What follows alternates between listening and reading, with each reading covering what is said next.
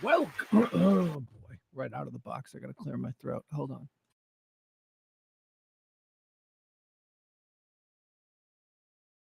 All right, that should be better.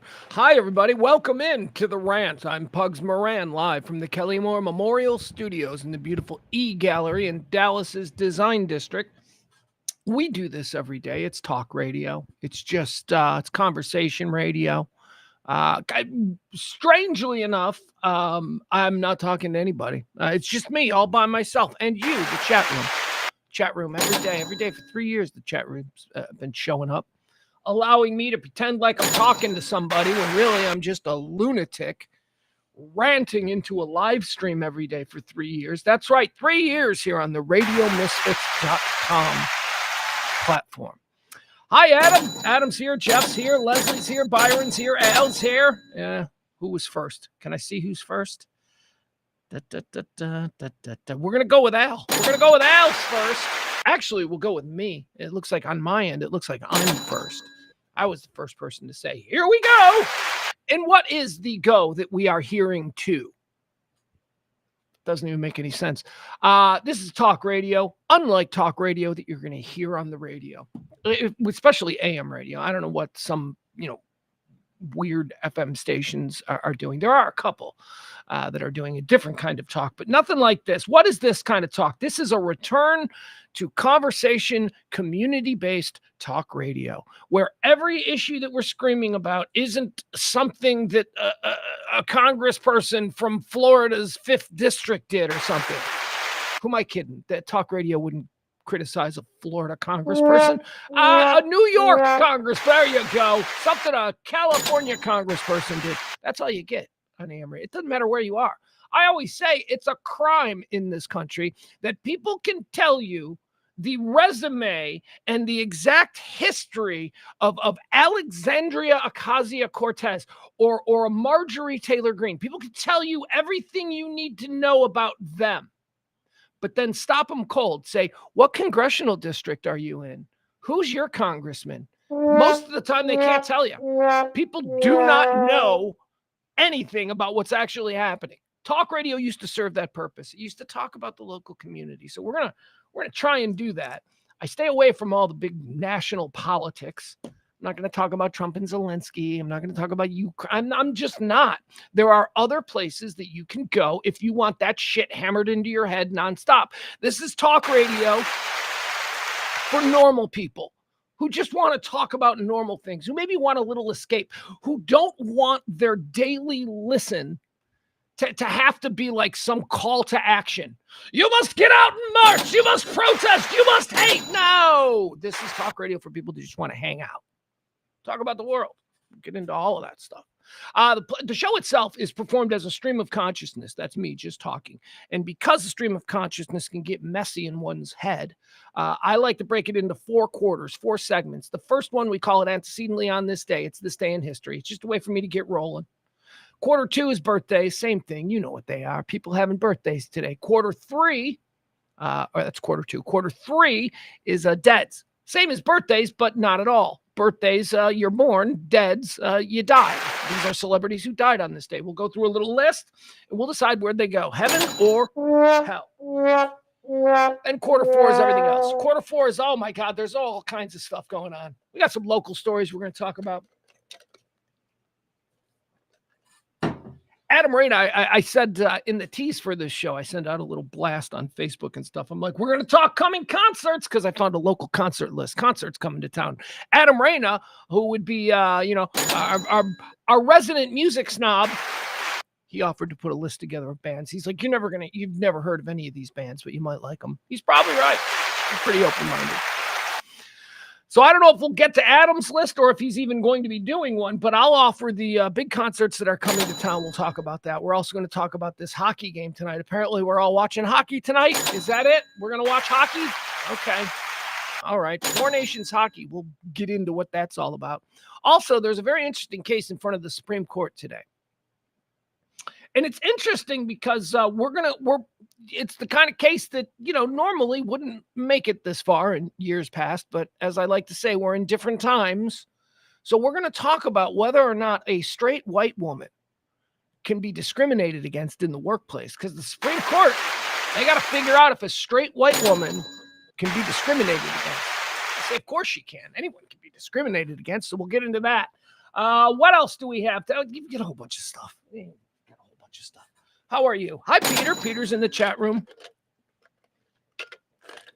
Jen is here. Jen Hernandez is in the chat room. I just want to make sure I catch up with everything.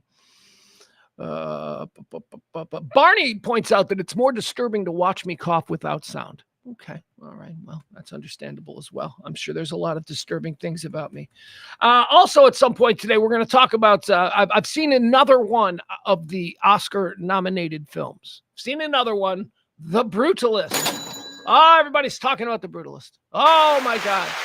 Yesterday, I tore into Guy Pearce, one of the stars of The Brutalist. I tore into him pretty good yesterday. Was that tear-in justified? A review of The Brutalist coming up on today's show. Well, let's get started. It is The Rant. I am Pugs Moran. These are the Kelly Moore Memorial Studios, and I would like to begin today's show. Happy 20th day of February, year of our Lord, 2025, because that, my good sir, is where we find ourselves. February 20th is the 51st day of the year. 51st. It's the 51st day of the year. Did you know? 314 more of these remain until the end of the year. So get those New Year's Eve plans started, as we like to say around here. All right, let's get beginning. See, this is what happens with a stream of consciousness. No matter how articulate you think you are, no matter how deep you think your vocabulary is, you will inevitably say things like, let's get to beginning. Kevin Barber's in the audience. Hi, Kevin. Kevin's hanging out in the chat room. Howdy to you. Fine, sir. All right, antecedently on this day, that's the first segment we do here. This is where we take a look at certain events that have helped shape our understanding of this day. How it relates to this very version of February 20th, we'll have to find out. Here we go. Antecedently on this day, how far are we going to start here? No, that's Dead's. Never mind. Google Drive decided to take me all the way to the bottom of the page again. Had it all queued up perfectly, but Google Drive, they decided that no, you probably want to be all the way down here. Antecedently on this day in the year 1905, the United States Supreme Court back in action. What did they do on this day? They uphold the constitutionality of Massachusetts' mandatory smallpox vax program in Jacobson versus Massachusetts. Yeah, back in 1905, the court was like, this is like a pandemic. You need to get vaxxed. And guess what? We didn't have a smallpox. We don't like science anymore. Apparently we know more than our doctors. Yeah, because we saw a guy on YouTube who said something about doctors are lying, and now all doctors are lying. I don't know what vacuum have I found myself existing in here. Antecedently on this day in doctors, did you party with doctors in college? No. You know why? Because they were studying. That's why we need them now. You have all of these great memories from college. You know, don't have these memories, doctors, because they were studying while you were doing keg stands and trying to, have digit sex. I don't know what college kids do. Antecedently on this day in the year 1939, Madison Square Garden held their giant Nazi rally. We hear about it and we say, no way that could happen in America. Yeah, well, it did. Trump's dad was there. That's the only fun fact I really know from the 1939 Madison Square Garden Nazi rally, the largest ever pro-Nazi rally in these here United States. Convened at Madison Square Garden, New York, with 20,000 members and sympathizers of German-American Nazism. All right, there you have it. 1939. I didn't know. 1939, they didn't know yet. Yeah, they did. Stop it. Antecedently on this day in 1942, World War II, Lieutenant Edward O'Hare becomes America's first World War II flying ace. That's right, Edward O'Hare. O'Hare Airport in Chicago is named after him. The guy he died in a plane crash. I never understood that. They named an airport. Sure, he was good at flying until he wasn't, until he crashed his plane and died. And then they named an airport after him. And I just don't think that's appropriate. There used to be a hospital on 635 right around Marsh. It was called Deadman Hospital. What? You can't name a hospital Deadman? What? Anyway, antecedently on this day in 1943, I talk about this a lot. Yeah, I got a little culture in me, just a little. There are things I like that fancy people like that I'm also like, okay, fancy people, we can agree on this. I tell you all the time, I like Norman Rockwell. I really like Norman Rockwell. I like Norman Rockwell's vision of America. It's an idealized vision, for sure, but it fits the America that I want. No, I just thought so. Norman Rockwell ever draw black people? Like, is there a black person in Norman Rockwell? Because I do like Norman Rockwell, but I don't know that he was all that gifted at drawing people of color. Anyway, it was on this day in 1943 that the Saturday Evening Post publishes the first of Norman Rockwell's Four Freedoms series. His Four Freedoms series, very cool. This has to do with a Franklin Delano Roosevelt speech about the inherent four freedoms of America, right? So he talked about the freedom of speech. He talked about freedom of faith. He talked about freedom of, fast food, drive-through. I don't know. What were the four freedoms? All right, here we go. Let's see. Let's figure out the four freedoms. One of my favorite Norman Rockwell paintings of all time represents the freedom of speech one. Here it is. That's it. That's the freedom of speech Norman Rockwell picture. That's a guy, I believe his name is Andy Hecker or something. I don't know. He was like a laborer neighbor of Norman Rockwell's, who Norman Rockwell heard Franklin Delano Roosevelt give his Four Freedoms speech, which is speech, there's speech, faith, there's faith, the Norman Rockwell faith one, freedom from want, bounty, this one. Come on, this is a famous Norman Rockwell. And then fear, freedom from fear is the other one with little kids being tucked in. Anyway, those are the four freedoms that Norman Rockwell was inspired to picture, to paint after hearing Franklin Delano Roosevelt's speech on the four freedoms inherently granted all Americans. Four freedom speech. Or Four Freedoms published in the Saturday Evening Post. Yeah, why do I always want to say Saturday Morning Post? Barney knows more than doctors. Barney's in the chat room saying doctors be lying because, yeah, they're all one good giant monolithic group that all agrees all the time. Shut up. Doctors be lying. Get a doctor you trust, who you like, and listen to that fucking guy, okay? And hopefully you're a good judge of character, which means over the course of like 10 years, you pay attention to how fucking weird or not weird your doctor is. When your doctor gets weird, get a new doctor, okay? Jesus, Barney out. Barney, I don't know what, Barney, what? Shut up about doctors. You were partying, they weren't, thus they know shit, you don't. Neither do I. Thank you, Barney, for triggering me early in the show. I rely on my chat people to say stupid fucking shit so that I get triggered. And Barney, Adam, Byron, not so much Byron anymore. Gotta be honest, Byron just kind of makes me laugh now. Byron just kind of like takes shots at people. I like to go off on Barney. I like to go off on Frank. I like to go off on Adam. I don't go off on the women. Sorry. I think this may have a lot to do with the fact that women just don't say dumb shit as much as guys. Like Barney. I don't trust doctors with all their book learning. What are we saying here? I don't know what we're saying here. I trust the doctor. If I'm sick, I go to the fucking doctor. All right? I don't go to some dude that lives down the block who knows a guy on YouTube who's got some tips. Saturday Evening Post, Four Freedoms. Freedom of speech allows me to say such things. Antecedently on this day in the year 2003. All right, let's get serious here, because here's something that really affected all of us, at least all of us in Gen X. This was horrible. I remember watching this unfold on live TV. It was one of those deals where I was getting ready for bed. I'm like, all right, I'm going to go to bed. And I always do this. I put the damn news on just before I go to bed on the off chance that something is happening. And wouldn't you know it, on this particular night, something was happening. I stayed up all night. I was up to like 6 o'clock in the morning. I had copious notes for the radio show the next day. It was on this day in 2003 that during a Great White concert in West Warwick, Rhode Island, a pyrotechnics display sets the Station nightclub ablaze, killing 100 people and injuring over 200. This is one of the most horrifying stories in rock history. And it happened not too far apart. Well, I don't know. As you get older, right? As you get older, you start looking back at all the things you remember. You're like, no, that was like a week later that happened, you know? And then it turns out, no, it's 3 years later. But you're just so old that you're like, eh. It's around the same time that Dimebag got killed, right? In Ohio. The Station nightclub, which was in West Warwick, Rhode Island. That was the Great White Fire on this day in 2003.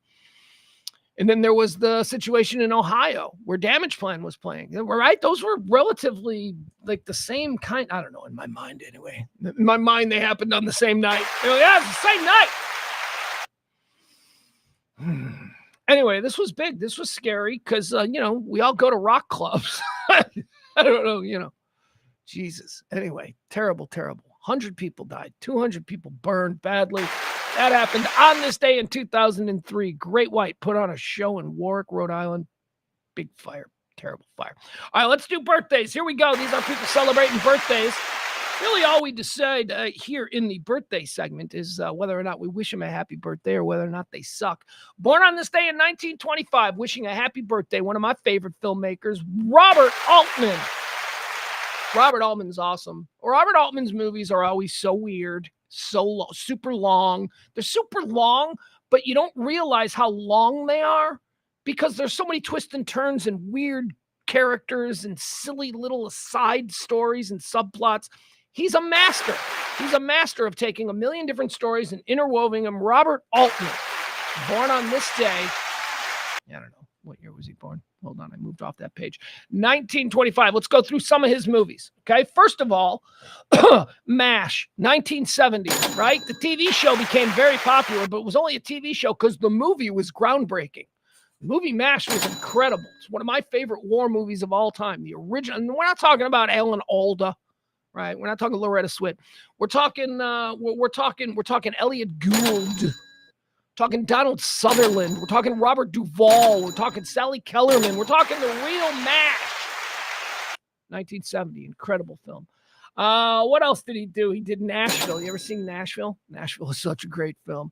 He also did, what else did he do? What else did he do? Did he like Popeye? 1980, Popeye. Da-da-da-da-da-da. Is that Popeye? Yeah, that's Popeye.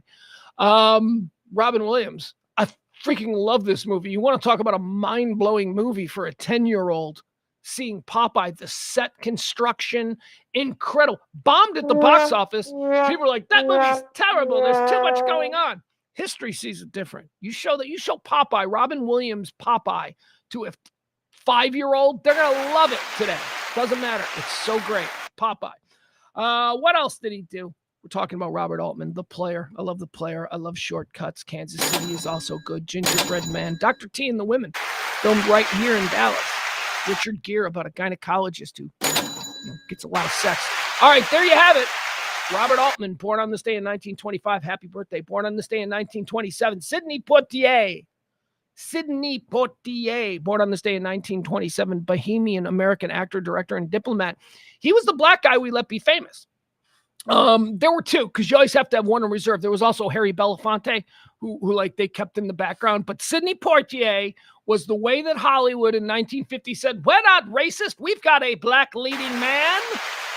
Sidney Poitier is a pretty good actor, too. You ever seen Guess Who's Coming to Dinner? Oh, it's one of my favorite movies. So great. Spencer Tracy, Katharine Hepburn, Sidney Poitier, Weezy Jefferson.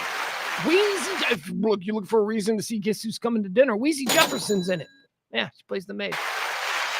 Sidney Poitier, born on this day in Heat of the Night.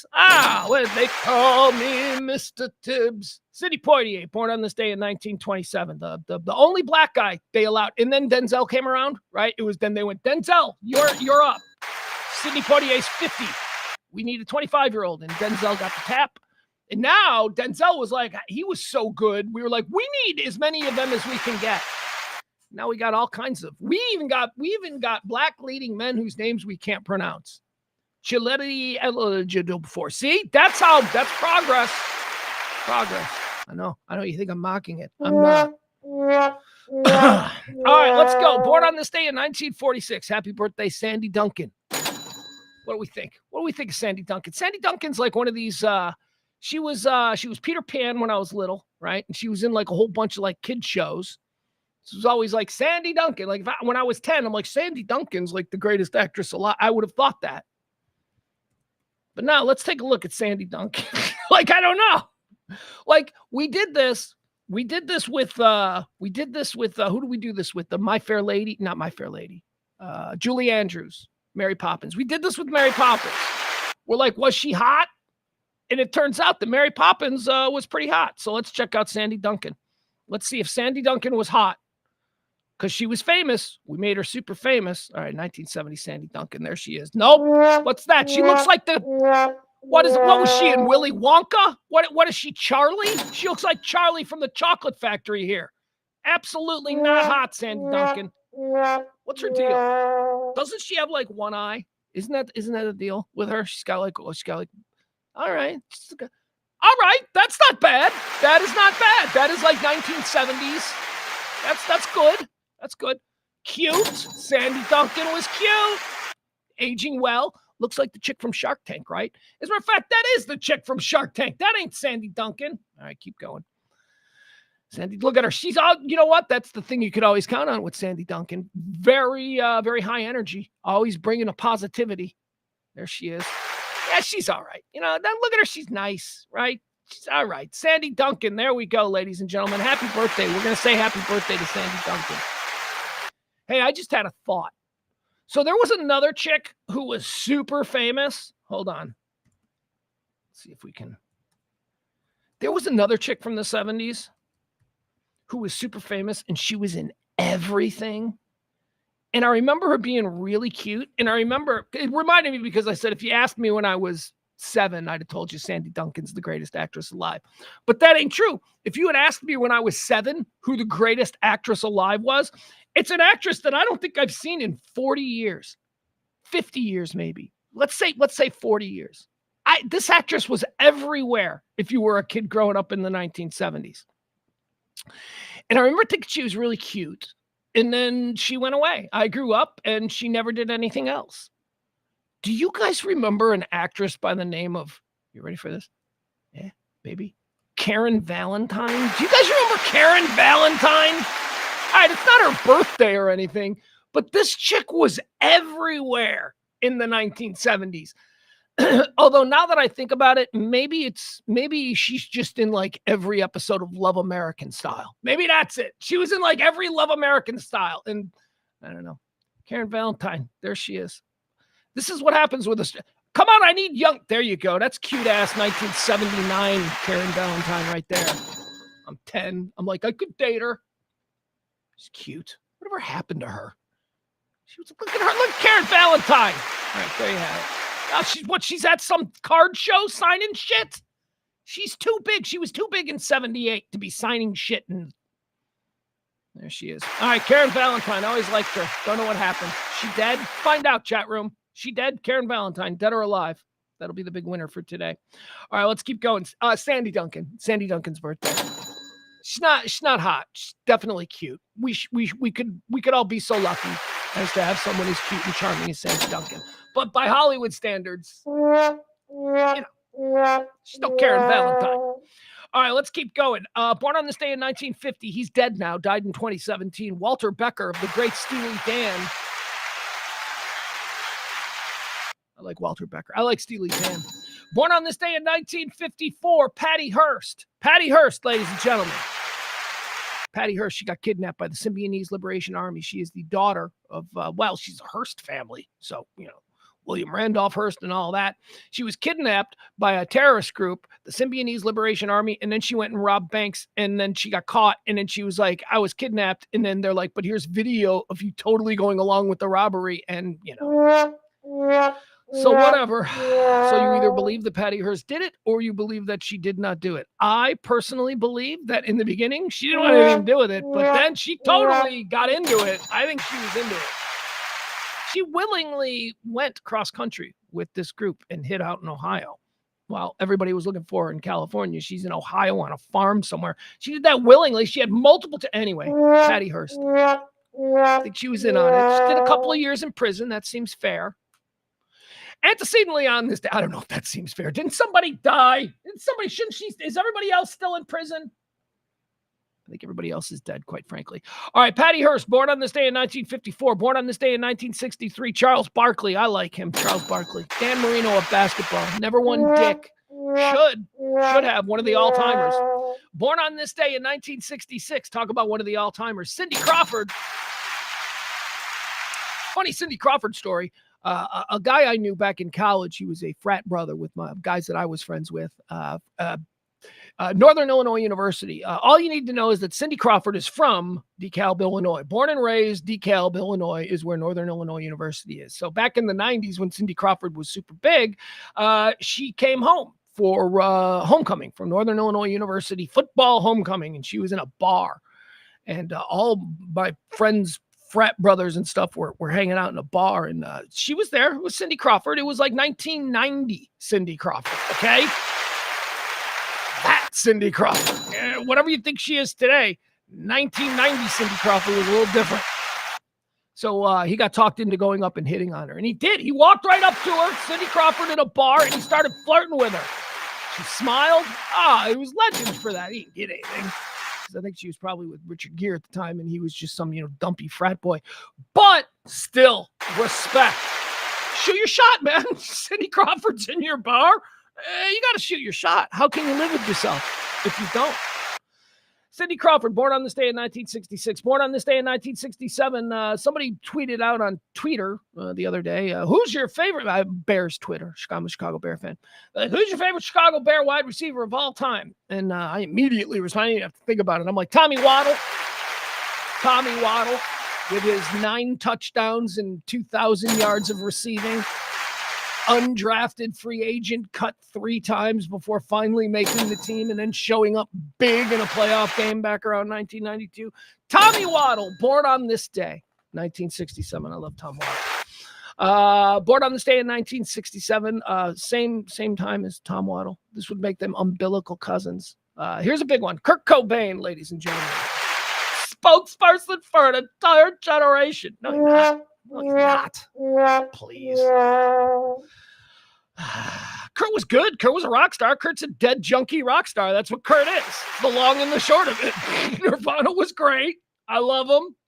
I think I might like Foo Fighters more, right? But I am the father of a 15-year-old, so, it doesn't get more dad rock than Foo Fighters, so who knows?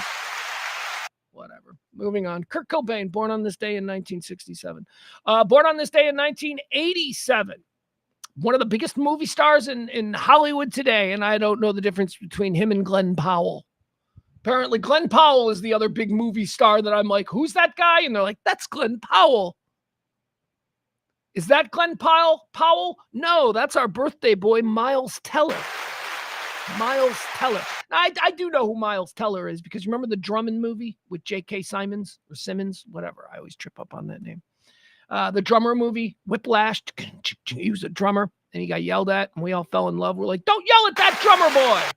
That's where I first saw him. But then he became Maverick, or he didn't become Maverick, but whatever. Top Gun, Miles Teller having a birthday today. It's pretty good being Miles Teller today is all I'm saying. He's a big hot movie star.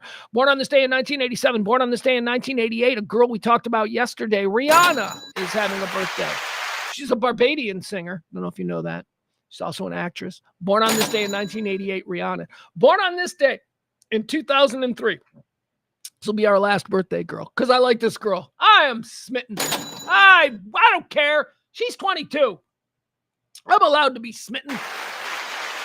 Olivia Rodrigo having a birthday today. I don't even know what she does. She's a singer, maybe also an actress. I think she came from that Disney sex farm that they run over there on basic cable. I don't know. It's Nickelodeon, whatever it is. I think she came out of that. I don't know. All I know is that every time I see Olivia Rodrigo, I'm smitten. I'm like, oh my God, she seems darling. She seems adorable. She seems nice. She's not bringing all kinds of like street heat. You know what I mean? Like, you know what I'm saying? Like, she's not doing that. She seems nice. Like, she seems like a nice person. I like Olivia Rodrigo. Also, just physically speaking, she's beautiful. She's that mix that I say is the perfect mix. She's Filipino and Irish. That's right. Any kind of Irish, English, Scottish mixed with any kind of Filipino, Japanese, whatever, Asian. That's just a good look. It's a beautiful look. Olivia Rodrigo speaks fluent Filipino too, which is also, that's not hot. Filipino's not hot. Speaking fluent Russian, speaking fluent French, that's hot. I don't know about speaking fluent Filipino. Anyway, happy birthday, Olivia Rodrigo. She's darling. Born on this day. I don't know. It doesn't matter. She's like 22, 23 years old. All right, let's keep going. Here we are. Let's move on to the dead people. Let's banish some people to hell for eternity or elevate them to the graces of our Lord. Yeah, your Lord. Maybe not my Lord. I don't know who my Lord is. Let's keep going. Dead on this day in 1992. This guy's going straight to heaven. We're putting him in heaven because this guy, man... This guy died for like 10 years. For like 10 years, this guy was dying. And for like 10 years, he was a regular guest on a morning radio show I listened to in Chicago. The Jonathan Brandmeier Show. Used to have this guy on regularly. And it was just so that he could talk about how sick he was and how he was dying and how everybody was mean to him. It was so sad. And it went on forever. And then he finally died. Dead on this day in 1992. Dick York. Darren, the original Darren from Bewitched, Inherit the Wind. He was the guy on trial in Inherit the Wind.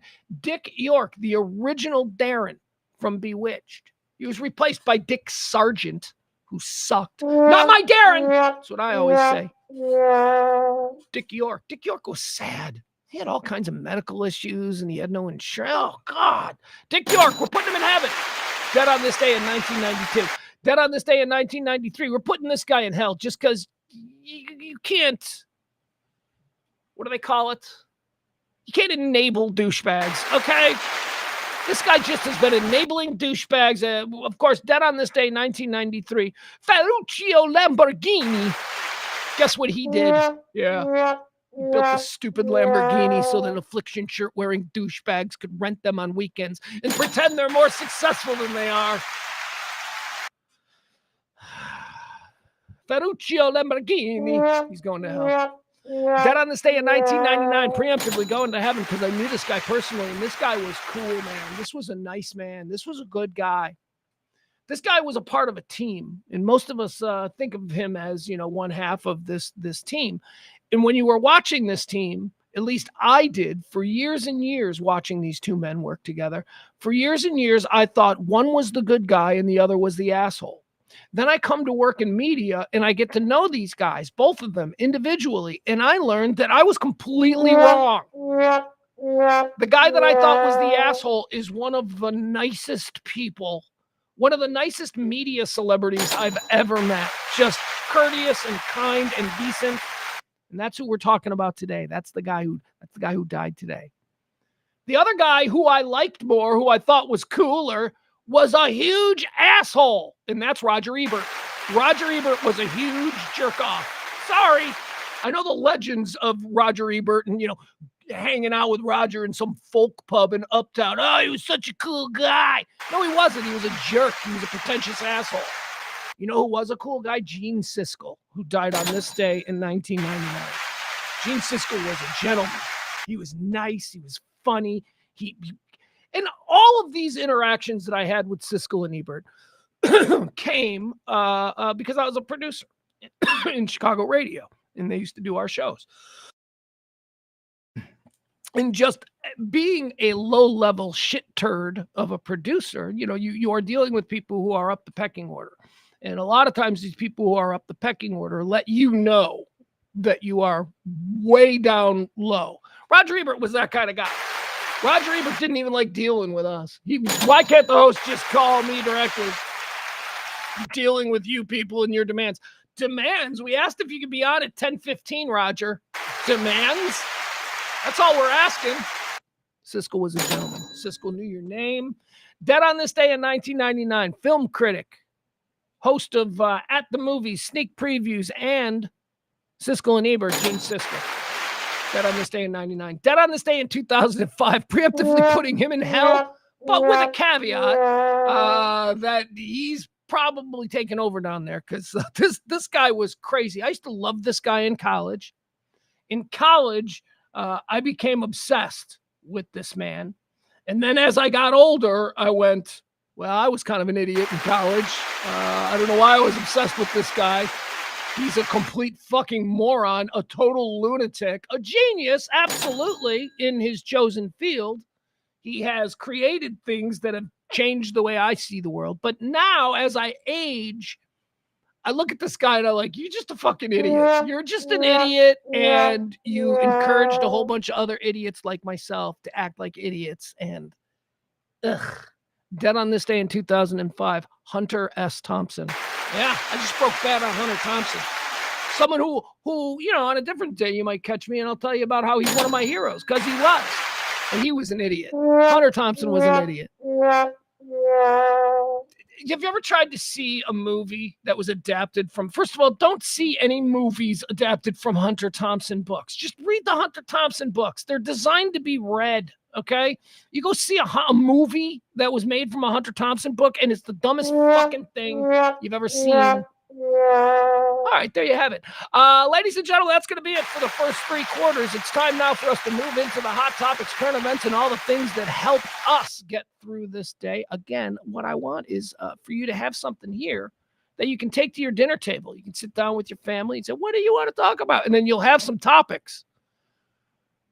Hold on. Breaking news. I didn't see this in any of my research, but apparently it has been 10 years since the "what color is this dress" debate. Remember that one? Remember that?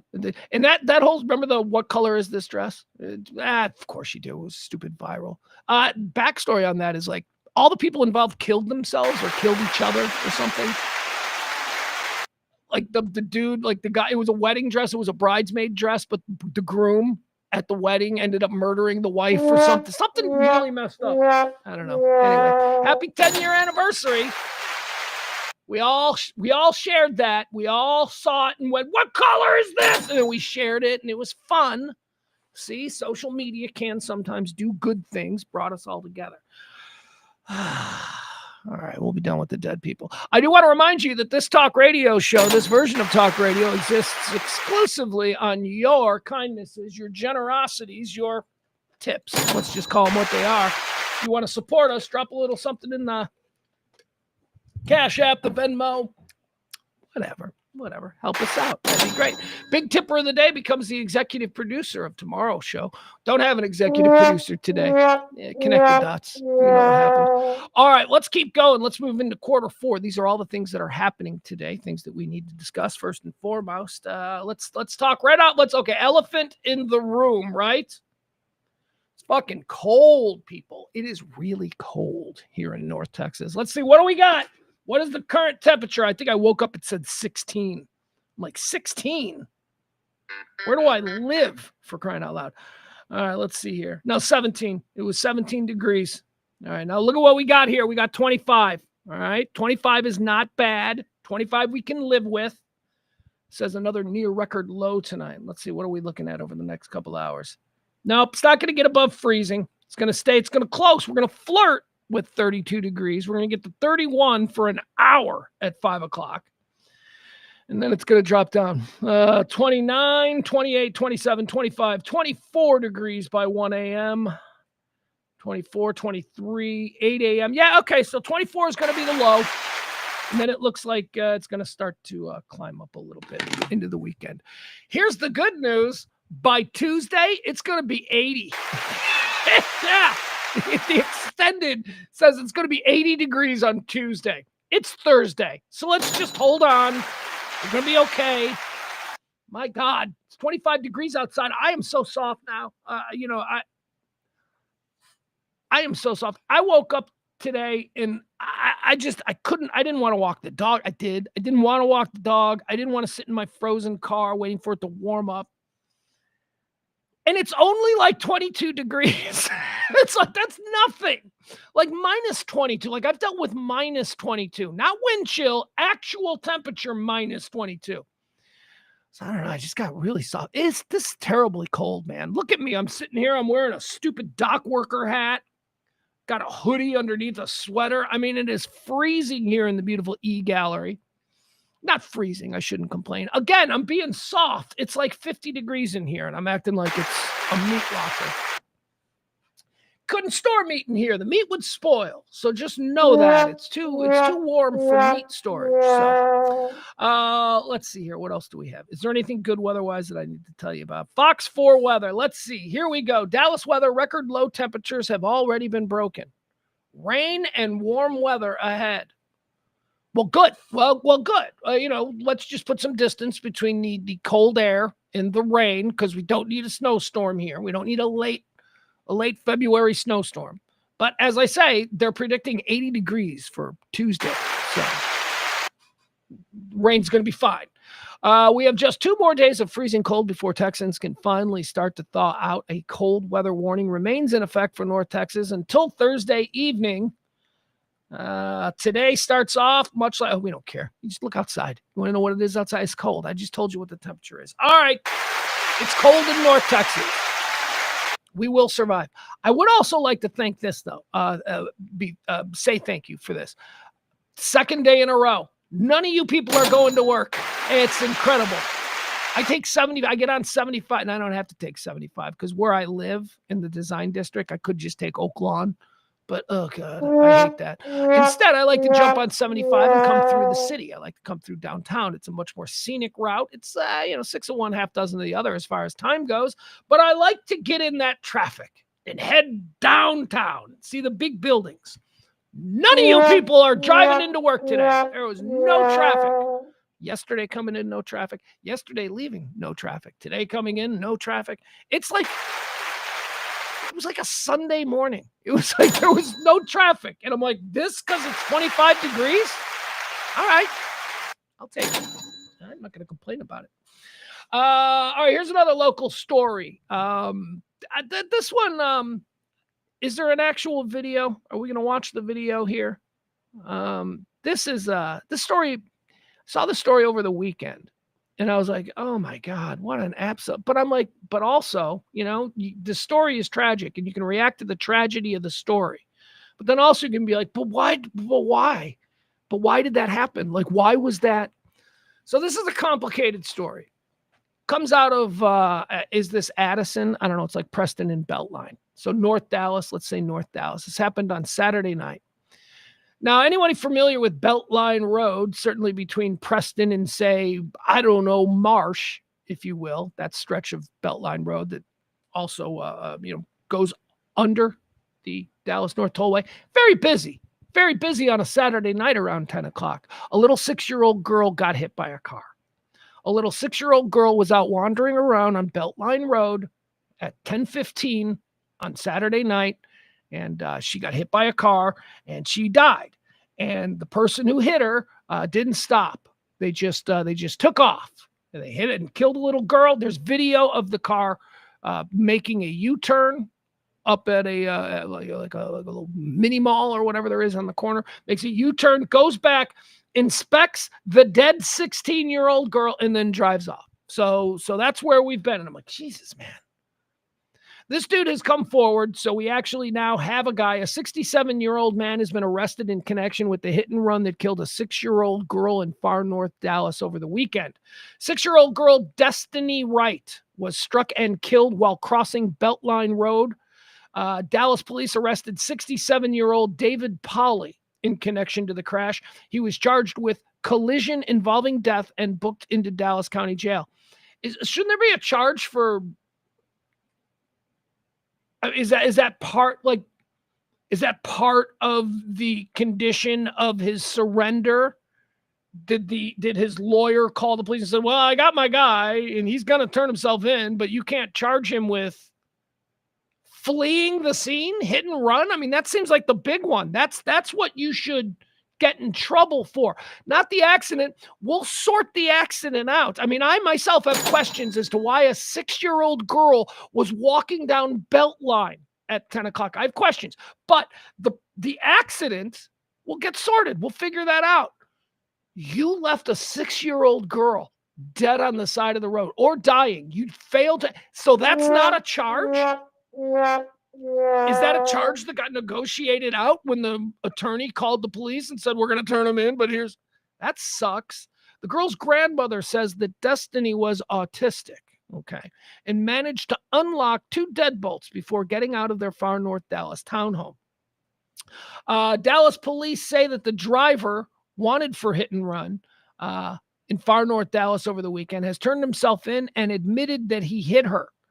Little girl's family says she slipped out of her home Sunday night and was hit while wandering the streets. Yeah, okay, so we'll do some pictures here now. Jesus. All right. I just want to get the details of this, and then I'll offer you my 2 cents. There she is. Look at her. Little Destiny Wright, 6 years old. Just playing on Beltline Drive at 10:15 on a Saturday night. See if we can see the guy. Oh, do we have an actual story? All right, if we've got the actual story, let's just watch the story. Need to open the door to more home buyers? Hyper-target home buyers in your area down to the zip.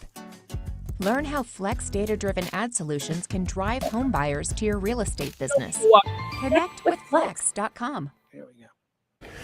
Dallas police say the driver wanted for a hit-and-run car accident. What's going on with Steve Eager? I don't get to see Steve Eager all that much. His voice doesn't sound good. He doing an RFK Jr. thing? What's happening here? He's like belching dust.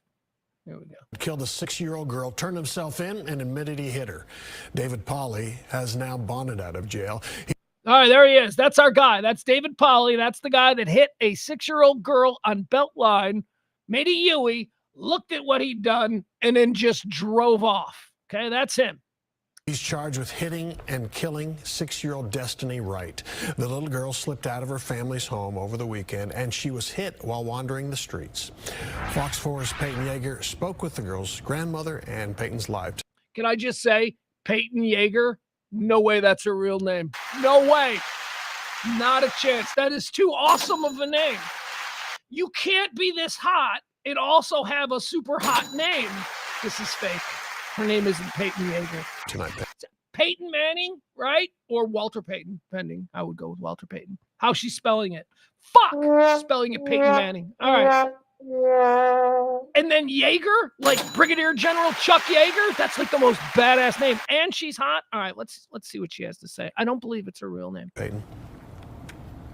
Steve and the family tells me the chain of events leading up to the 6-year-old escaping that North Dallas townhome will haunt them forever. They tell me 6-year-old So here's the thing. This is I talk all the time about, well, I went to journalism school. So there are choices. There are editorial choices that you make when you are putting together a story. This woman here, Peyton Yeager, just made a choice. She made a narrative choice.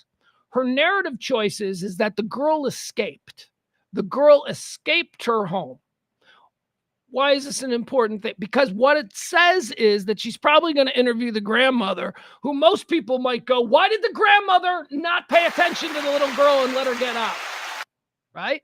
Like you might be like, grandmother has some splaining to do. But the way this is being framed, the grandmother is not responsible. The child escaped. Destiny Wright liked to sit on the stem, escaping that North Dallas townhome will haunt them forever. They tell me 6-year-old Destiny Wright liked to sit on the stairs inside and play on her phone.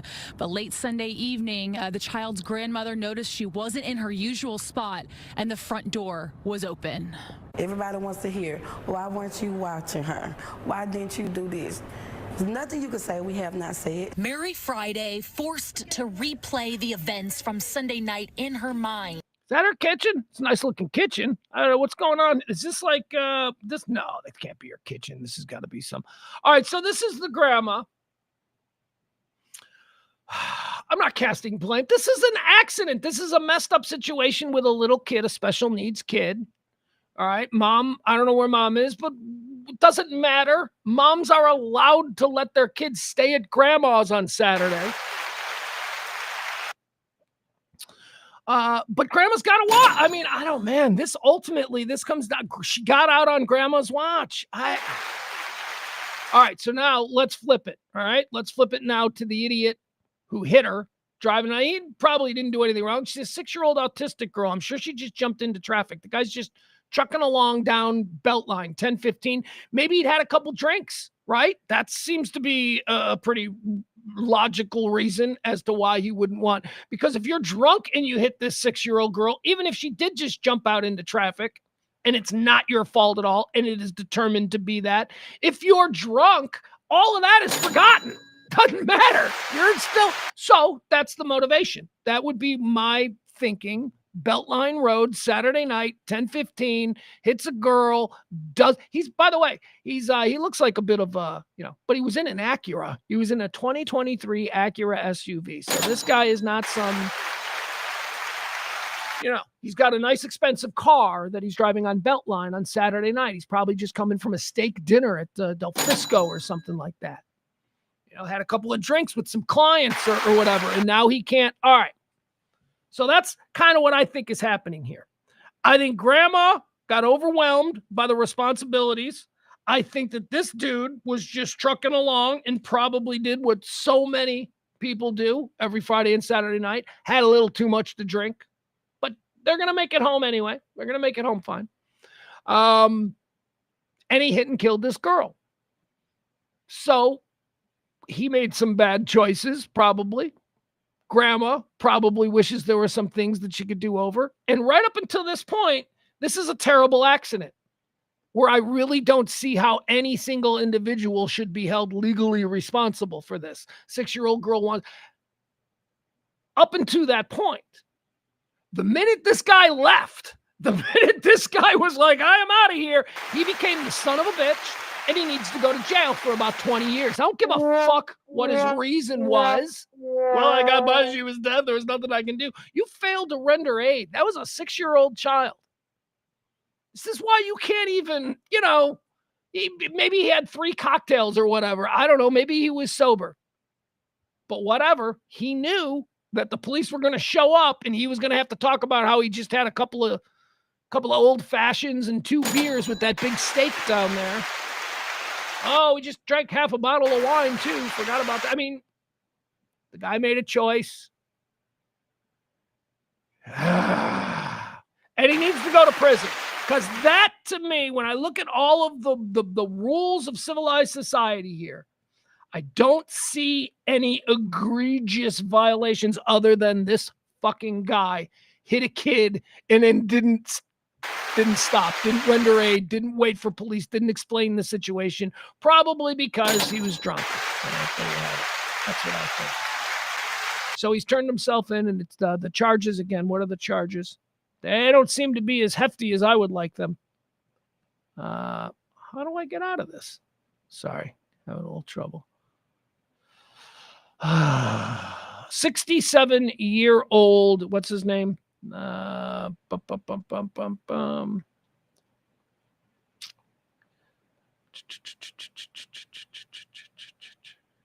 Officers found 6-year-old Destiny Wright lying on the road with serious injuries. She was taken to Children's Medical Center where she died shortly after arriving. Investigators believe Destiny was crossing the street when a white Acura MDX hit her.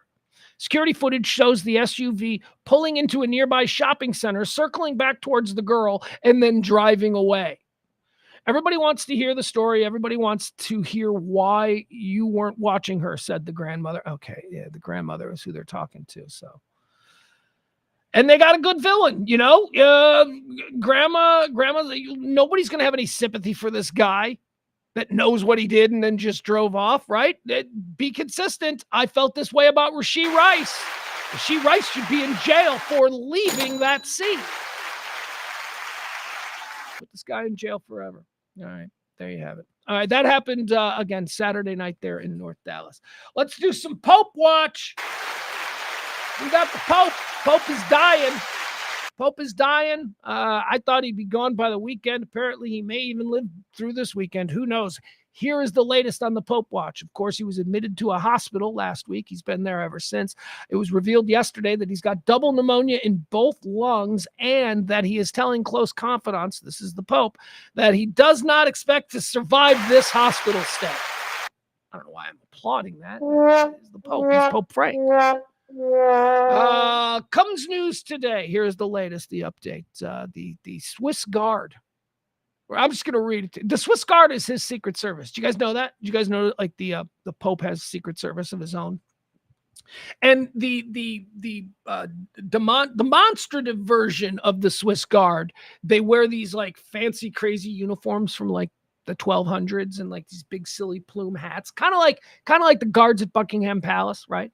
Like that's the front facing view of the Swiss Guard, but behind that they're like the Secret Service. There's like dudes in suits and all snipers on roofs and all. Nah, Swiss Guard is real. The Pope's funeral is allegedly being rehearsed after the 88-year-old has warned that he is not expected to survive this latest bout with double pneumonia. The Swiss Guard, who protects the Pope, 88, is rehearsing his funeral with members under a curfew as they are preparing for the pontiff's death. Swiss newspaper Blick claims. The Pope previously revealed he had already prepared his tomb, but the location of his grave and coffin itself, wherever he's going to be buried, it's going to break with tradition. Pope Watch, we'll have more should the Pope pass on. And might I suggest, I believe, man, I wanted tonight, I was thinking I would watch, I gotta watch Conclave before he dies. Because I think that if I watch Conclave, which is the film that's nominated for Best Picture this year, it's about the selection of the Pope. Conclave, I got to watch it before he dies. I feel like I got to be I feel like there's stuff that's going to teach me about what's actually going on. Somebody saw, was it Al in the chat room? Al says he saw Conclave. I think he said it was good. I don't know. Everybody says it's good. Everybody says it's real dramatic. I don't know. Real. Apparently there's a plot twist at the end. Plot twist. I don't know what that could be, but all right. Pope Watch. There you have it.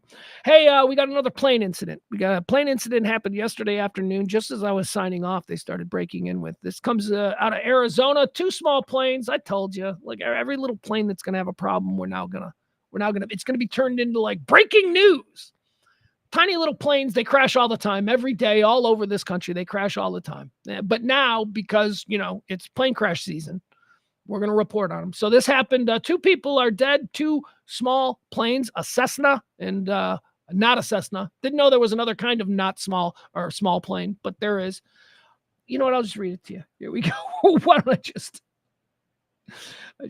I don't know. Feel like I want to just free ball on this story, but there are probably details and people died. So let's get the real news out. 2 dead after 2 small planes collide midair in Arizona. Officials say 2 people are dead after 2 small aircraft collided in midair at an Arizona airport Wednesday afternoon. A Cessna and a Lancair collided at 8:28 a.m. near the Mariana Regional Airport just northwest of Tucson.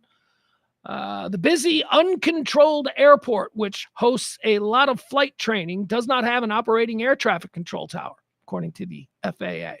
Non-towered airports are much more common than towered fields, with nearly 20,000 airports in the United States untowered, with only 500 with towers. I didn't know that. I thought all airfields had to have a tower. Apparently they don't, and most of them don't. So this is an example of the cuts that Elon is making. I don't know what an example. This ain't that, okay? There was no air traffic control here. There never was. 2 planes crashed. 2 little planes crashed, and they're going to use this story to keep you ginned up for whatever reason. I don't know. I have no idea. All right, now let's talk about the Supreme Court thing that they're hearing today. The Supreme Court is hearing a very big case. So this is actually a huge case that I can't imagine would have ever seen the light of day in front of the Supreme Court in years past. But here we are. It's 2025. Like I said, we're bringing back Aunt Jemima. We're bringing back lawn jarts. We're bringing back Kevin Spacey, right? Kevin Spacey, he's good. You got to admit, Kevin Spacey's good. We're bringing back Kevin Spacey, and we're bringing back listening to white people when they complain about stuff. That's it. White people, you've been silenced for decades. Finally, white people are getting their time in front of the Supreme Court. What's happening? Well, Supreme Court is hearing the case of a corrections worker. She works in a women's correction facility, a prison guard. It's basically a white, straight prison guard who is saying that she was passed over for all of these promotions, even though she's more qualified, and she's been passed over by gay people of color who are not white. And she's like, look, this is just wrong. And it's happening. And so the Supreme Court is going to listen to the case. Her name is Ames. She's challenging. By the way, it's not about whether or not, it's more complicated than that. This case in front of the Supreme Court today is not about whether or not white people can be discriminated against. That's not the issue here.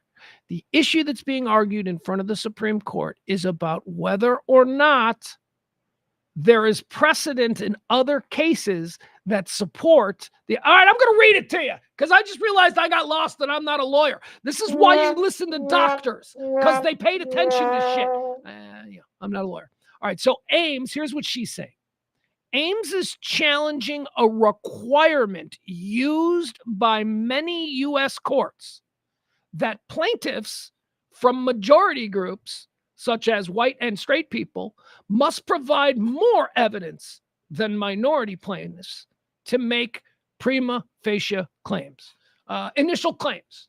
So what she is saying is, she is on behalf of straight white people, I am challenging multiple court rulings that seem to suggest white plaintiffs must present more evidence to show discrimination has existed than non-white plaintiffs. All right, are we following that?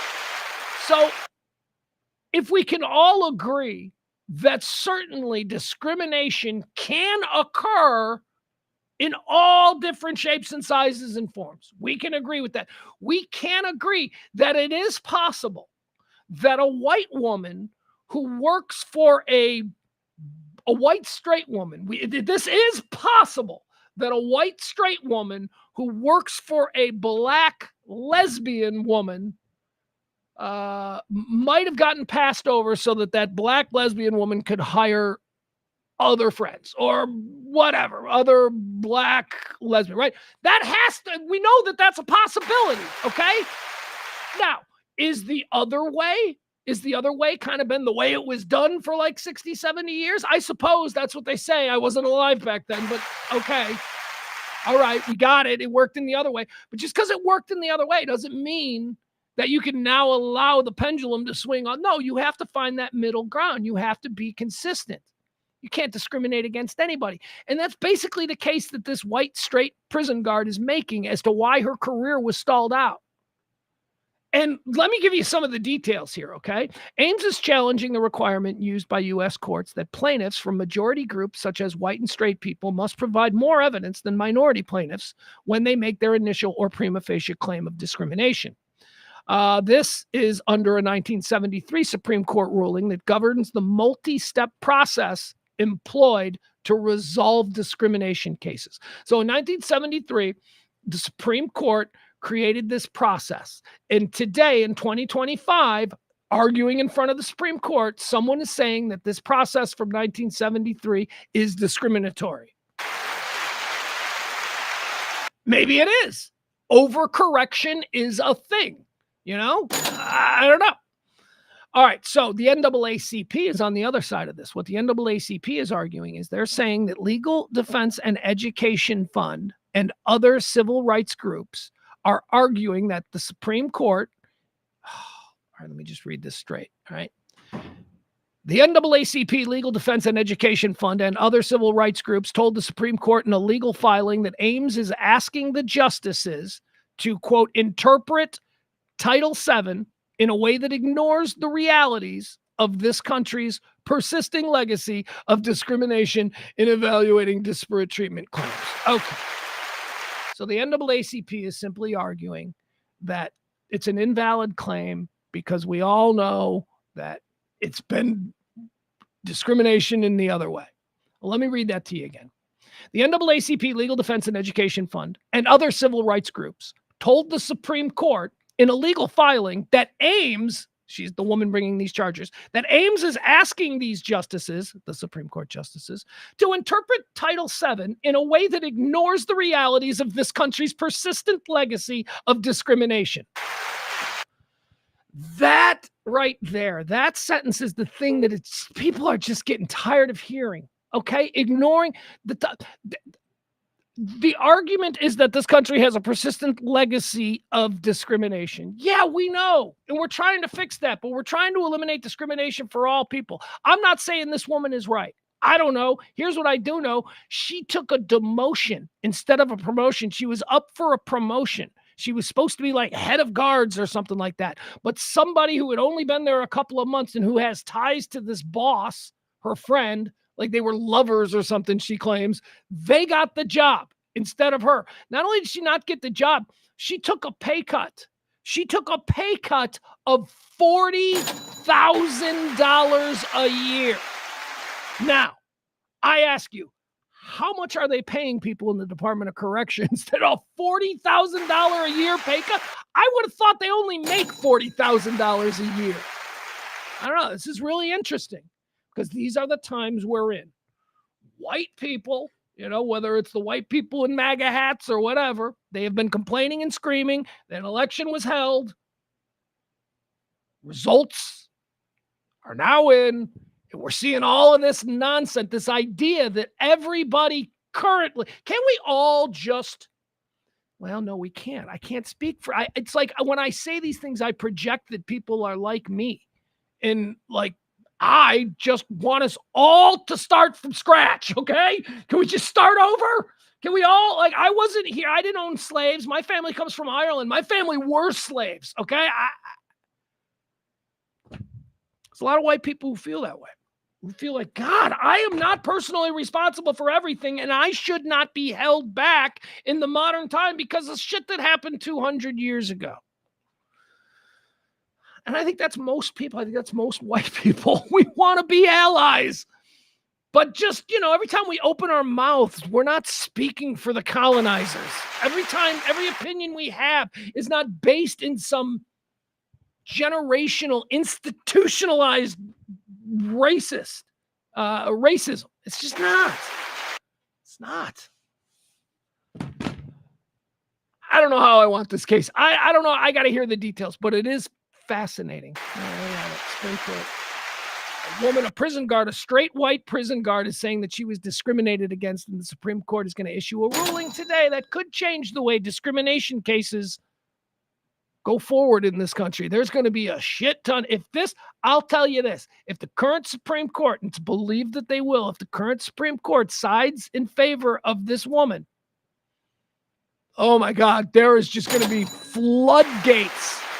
Floodgates will open of all of the new cases that will be brought by, white people who feel like they were pushed out of their jobs or didn't get, what they were owed, deserved.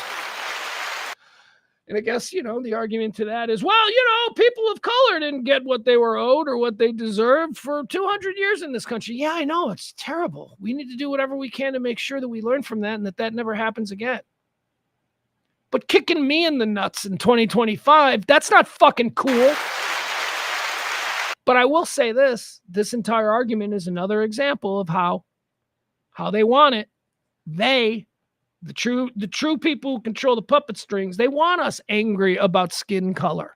They want us angry about, where are you from? I'm from here. You're from there. You must be bad. They want that because chaos among the peasants is super easy to control. A unified peasantry, whoa, that's how revolutions begin. So yeah, keep screaming at each other about, you're not my religion, you're not my color, you don't like to have sex the way I like to have sex. That's what they want. It's little bullshit things that we can just hate about each other. Because when we're hating each other, we ain't looking up, seeing who's actually controlling the puppet strings. All right, let's move forward. Speaking of hatred, this thing's all about it. This is all about, we got all about hatred tonight. You guys gonna go? You gotta go. Are we watching hockey? I guess is the question I need to ask. We're watching hockey tonight, aren't we? We're watching hockey. I can't believe it. I'm gonna watch a hockey game tonight. The whole country's going to tune in for a hockey game tonight. Why? Well, because it's the finals. The finals of some silly made-up NHL alternative to All-Star Weekend called Four Nations. Four Nations hockey tournament. It's an exhibition hockey tournament put on by the National Hockey League. As I say, in place of their All-Star Weekend. The Four Nations are Finland, Sweden, the United States, and Canada. You might be like, wait, why isn't Russia in there? Russia's a pretty big hockey country. Well, because Russia's been banned from international play at all levels since the Ukraine invasion. Remember that when they invaded another country and they haven't been able to participate in any kind of world spot? Because I ask, because I don't know that a lot of people remember that Russia invaded Ukraine. Ukraine was just sitting there and Russia. I don't think people remember how that all fucking went down. But anyway, Russia isn't allowed to play hockey with the rest of the hockey people. So it's Finland, Sweden, the United States, and Canada. And Finland and Sweden, I guess they're gone. But tonight, TD Garden in Boston, it's the finals. It's the United States taking on Canada. And why is this a big deal? Because apparently we hate Canada. Yep. Fuck you, Canada. That's what I say. I got nothing. I don't know why. I don't know why I suddenly hate Canada. I've always kind of liked Canada. I love Toronto. Toronto's a cool city. I don't know, but tonight, fuck you, Canada. America. Eagles and flag paintings. That's what we're about. No, seriously. So this has obviously a lot to do with the current political climate between Donald Trump and, I don't know, whoever the shot caller up there in Canada is. I don't know. Is it Trudeau? Still? Who knows? I don't pay attention to Canada. So anyway, there's tensions between our two countries, and was it Saturday night or Friday night? The two teams played, United States and Canada. It was awesome. They played up there in Canada, and they booed our national anthem. Like, because Canada's mad at us. With all of a sudden, our president's like, we're going to take you over. How the fuck you expect them to react to that? They're like, what, dude? What the fuck? We're not Mexico. Go say that to Mexico. We're Canada. So the Canadian people are like, what the fuck? What are we catching strays for? Over syrup and beer? What is... So the Canadian people are like pissed off because, see, they're not like, crazy MAGA here or crazy anti-MAGA like we have here. We got two groups of people that just hate each other in this country. All those people up there in Canada are just like real easygoing, and they don't understand why they're taking so much heat, especially from, a president. They've always been like our little brother. Canada's always been our little brother. Now, all of a sudden, we fucking hate our little brother. So, yeah, so they played the national anthem, and everybody booed up there in Canada. That was on Saturday night, maybe Friday, I don't know. I wasn't into hockey yet. I've only gotten into this Sunday afternoon. This is when I was like, oh, there's a game coming up on Thursday? How exciting. So they booed our national anthem, and then within the first 9 seconds of this exhibition match, there were 3 massive brawls. Canada, like, first puck drop. They didn't even do the slap shot. They didn't even do the face-off. So much I know about hockey. They didn't even do the face-off. They just dropped the gloves as soon as he dropped the puck. Gloves came off and they started fighting. It was awesome. It was incredible. So we're expecting that again tonight. We're expecting there to be craziness. Everybody's going to watch it. We're all going to watch it for the fights because we like fights because we're meatballs. Richie Witt, friend of mine, Richie Witt, I think is a really great sports provocateur. He's got an opinion on this. Oh my God. Here, Richie Witt on Twitter today talking about this morning. He was talking about the game tonight. He says, weird that sports fans are trying to fabricate excitement about tonight's exhibition hockey game. The, quote, tournament included 4 of the planet's 195 nations. Russia wasn't allowed to compete. The Neanderthals are pumped because there might be a fight. Are we really this desperate? Yes, we are. Yes, sir, Richie. Chief Neanderthal in charge here. I would like to point out that I'm very excited and that I don't really care if any hockey gets played. I just want to see a bunch of people punching others in the face on skates. That's going to be fun for me. And I don't know. It's going to be a bunch of dudes with USA on their shirts. against a bunch of dudes with another country on theirs. I get into that. This is, I love America. Especially in sporting events. I don't care what the current political climate is. It's a sporting event. We're going to play hockey against a team from Canada. By the way, Canada should win, right? Canada's like way better at hockey than we are. I mean, we still have in the NHL, we still have like these qualifications. Like, wow, Patrick Kane is the best American-born hockey player.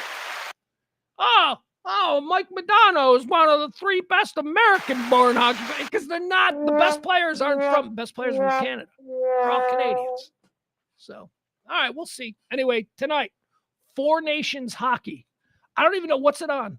Is it on ESPN or something? It's going to be on something big. We're all going to watch it. None of us are going to understand icing. That's every time I watch hockey, I'm like, why is that illegal?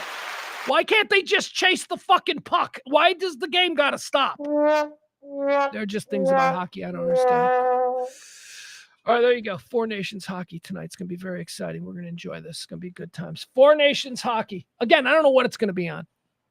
It should be on every channel.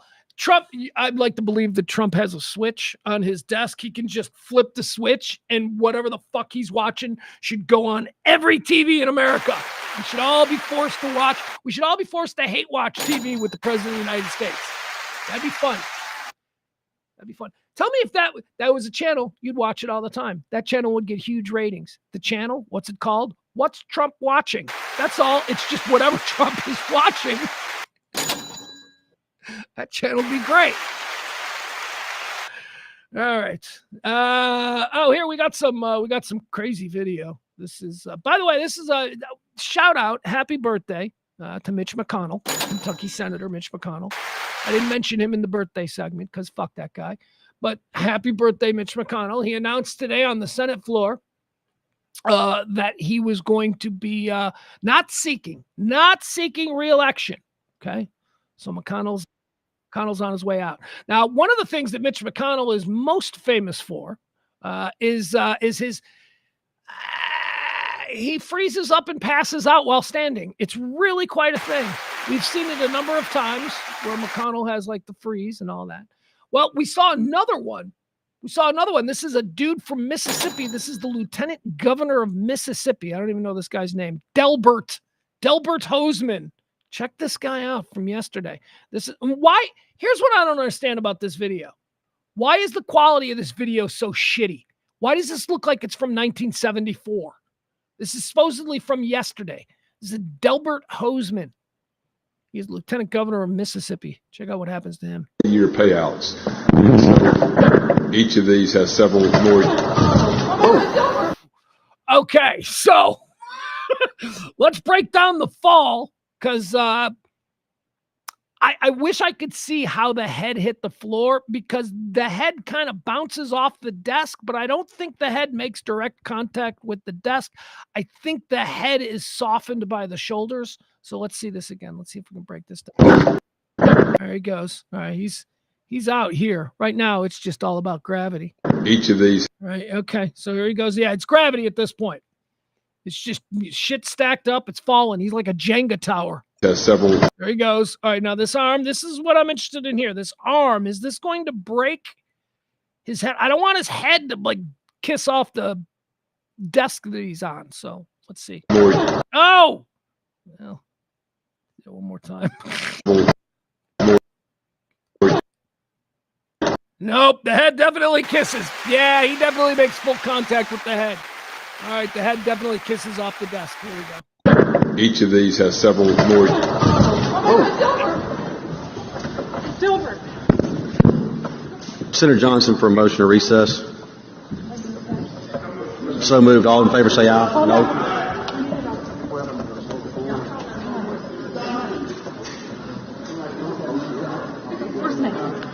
He's right there. He's right here. We've got an urgent. Okay, good. We've got an urgent.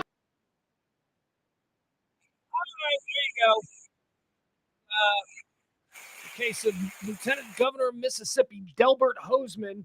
I got no idea. You're wondering, is he okay? I don't know. I didn't read anything. I suppose he's all right. That video went viral. you'd think that if he died, it'd go even more viral. Watch a man die. But I guess he's okay. Probably just skipped lunch. Which I never understand. I skipped lunch. I got a little fat. Bitch, I skip lunch every day of my life.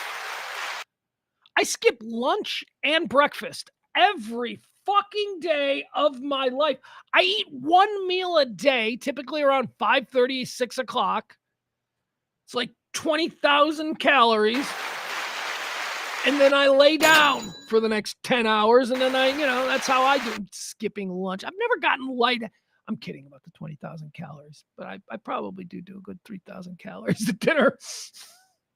And I justify it because I didn't eat breakfast. It's the only way I know how to do it. Anyway, all right. There you go. That's the Lieutenant Governor of Mississippi. How about we do some football stuff? All right, some interesting football fun came out yesterday. The NFL announced salary cap numbers, and whoa, baby, yeah. Are you a cap maven like I am? Oh, I love salary cap fun. The NFL has raised the salary cap for the second year in a row. They raise it every year. Incrementally, small bits. But the last 2 years combined, they have really jacked up the salary cap. Now, what is the salary cap? Salary cap is the working capital that an NFL team has to hire players. It's an X amount of dollars. You can pay this guy that much, but then you can only pay that guy that much, right? You got to make it all work under the cap. So every year, because people get paid more every year, the salary cap rises. And this year, for the second consecutive year, the salary cap in the NFL has risen substantially. Why is this important? It's important because if you're a Cowboy fan, it's important, although they're still in cap space hell, but they've got a little bit better, room than they did yesterday. The NFL on Wednesday informed its teams that the per team cap for 2025 would be between $277.5 million and $281.5 million, with the final figure to be determined following further negotiation with the Players Association. Regardless of where it lands in that range, the salary cap will rise significantly for the second year in a row. All right, let's see. What does this mean? I don't want to go into the formula. Anyway, it's good news if you're an off-season junkie like I am. I love the off-season. And why wouldn't I love the offseason? I'm a Chicago Bears fan. We have won 3 consecutive off seasons. Not made the playoffs or, been over 500 during the regular season. That's not good. But we have won the off season every year for the last 3 years. 2 years ago, remember, we had the number 1 pick. What were we going to do? Everybody paid attention to us. We traded that number 1 pick. Got a whole bunch of stuff. The next year after that is, we got the number 1 pick again. We're going to keep it. Are they going to take Caleb? Oh, we did. And then this year, Ben Johnson. Everybody wants Ben Johnson. He'll never go to the Bears. He came to the Bears. Look at us. So we win the offseason. We win the offseason. Every year for 3 years, we've been rolling into the draft with a high pick, a shit ton of cap space, and just oodles of picks. Just all kinds of picks. Of course, I still cry in November because my team lost 10 games, 11, excuse me. My team, after winning the offseason, lost 11 straight games in the real fucking season. So excuse me. I can't get all that excited about winning the offseason. Look at me. I was excited. I started this whole rant off going 3 years in a row we won. And now I've talked myself out of that. Sounding like an idiot. All right. Hey, I got another piece of video here that I want to show you. This comes from the sports world. I've never heard of this person before, but wait till you hear the details on this. So this video went viral yesterday afternoon, and it comes to us from, I think this is in Dubai, a tennis tournament in Dubai. So there's a British tennis player, Emma Raducanu. I don't know.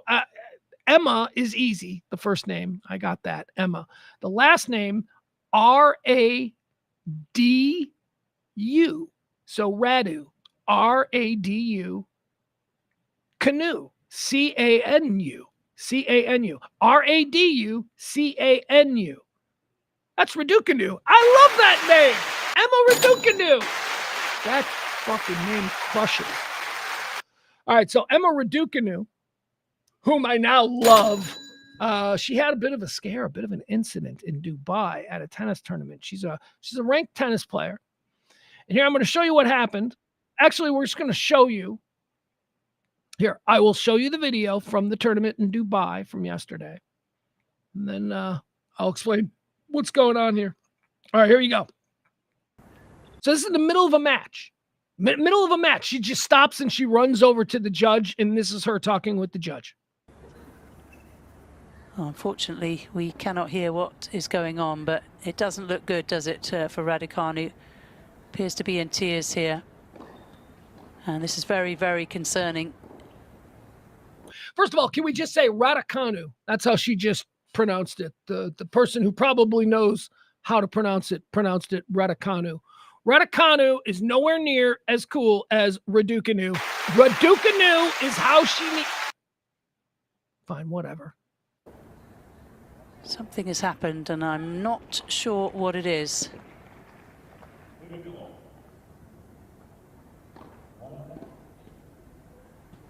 But Karolina Muchova. So I don't know if you can see what's going on here, but Raducanu is hiding now behind the officials' tower there, the little thing. She's hiding behind it, and her opponent, who we're going to say is Muchova, the Russian Muchova, she is now going behind the thing too to sort of console her opponent or figure out exactly what is going on. Why are you doing this? One of the goodies on the WTA Tour, just consoling her opponent.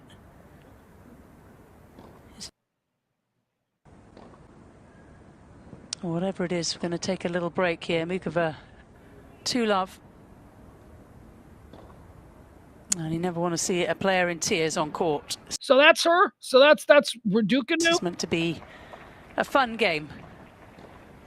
A lot at stake, of course. Okay. So very concerning. You're watching that. You don't know what the hell is happening. You're wondering why is this tennis match that I'm watching being interrupted? The announcers have no information for me. I see this girl. She's crying. She's hiding. Something's going on. So here's what happened. I'm going to read you the story. So the way that went viral was world-ranked tennis player has breakdown during match upon seeing her stalker in the crowd. Okay? So that's how the headline was. She saw her stalker. That was her reaction. So what you're wondering, like, what's going on with her? She saw her stalker. She's playing in this game. She looks into the crowd. She sees a guy who is, at least in the story that went viral, her stalker. Okay, so that's it. That's why we're seeing. Once again, here, I'll show it to you again. We'll watch it one more time. Why not? Just so you know what's happening here. This she has apparently seen her stalker. Nope, that's not good. Sorry, hold on. Boop, boop, boop, boop. There we go. Okay, so we'll watch it one more time. Now that we know. Unfortunately, we cannot hear what... Because she has seen her stalker. Unfortunately, we cannot hear what is going on, but it doesn't look good, does it, for Raducanu? Appears to be in tears here. And this is very, very concerning. Something has happened, and I'm not sure what it is.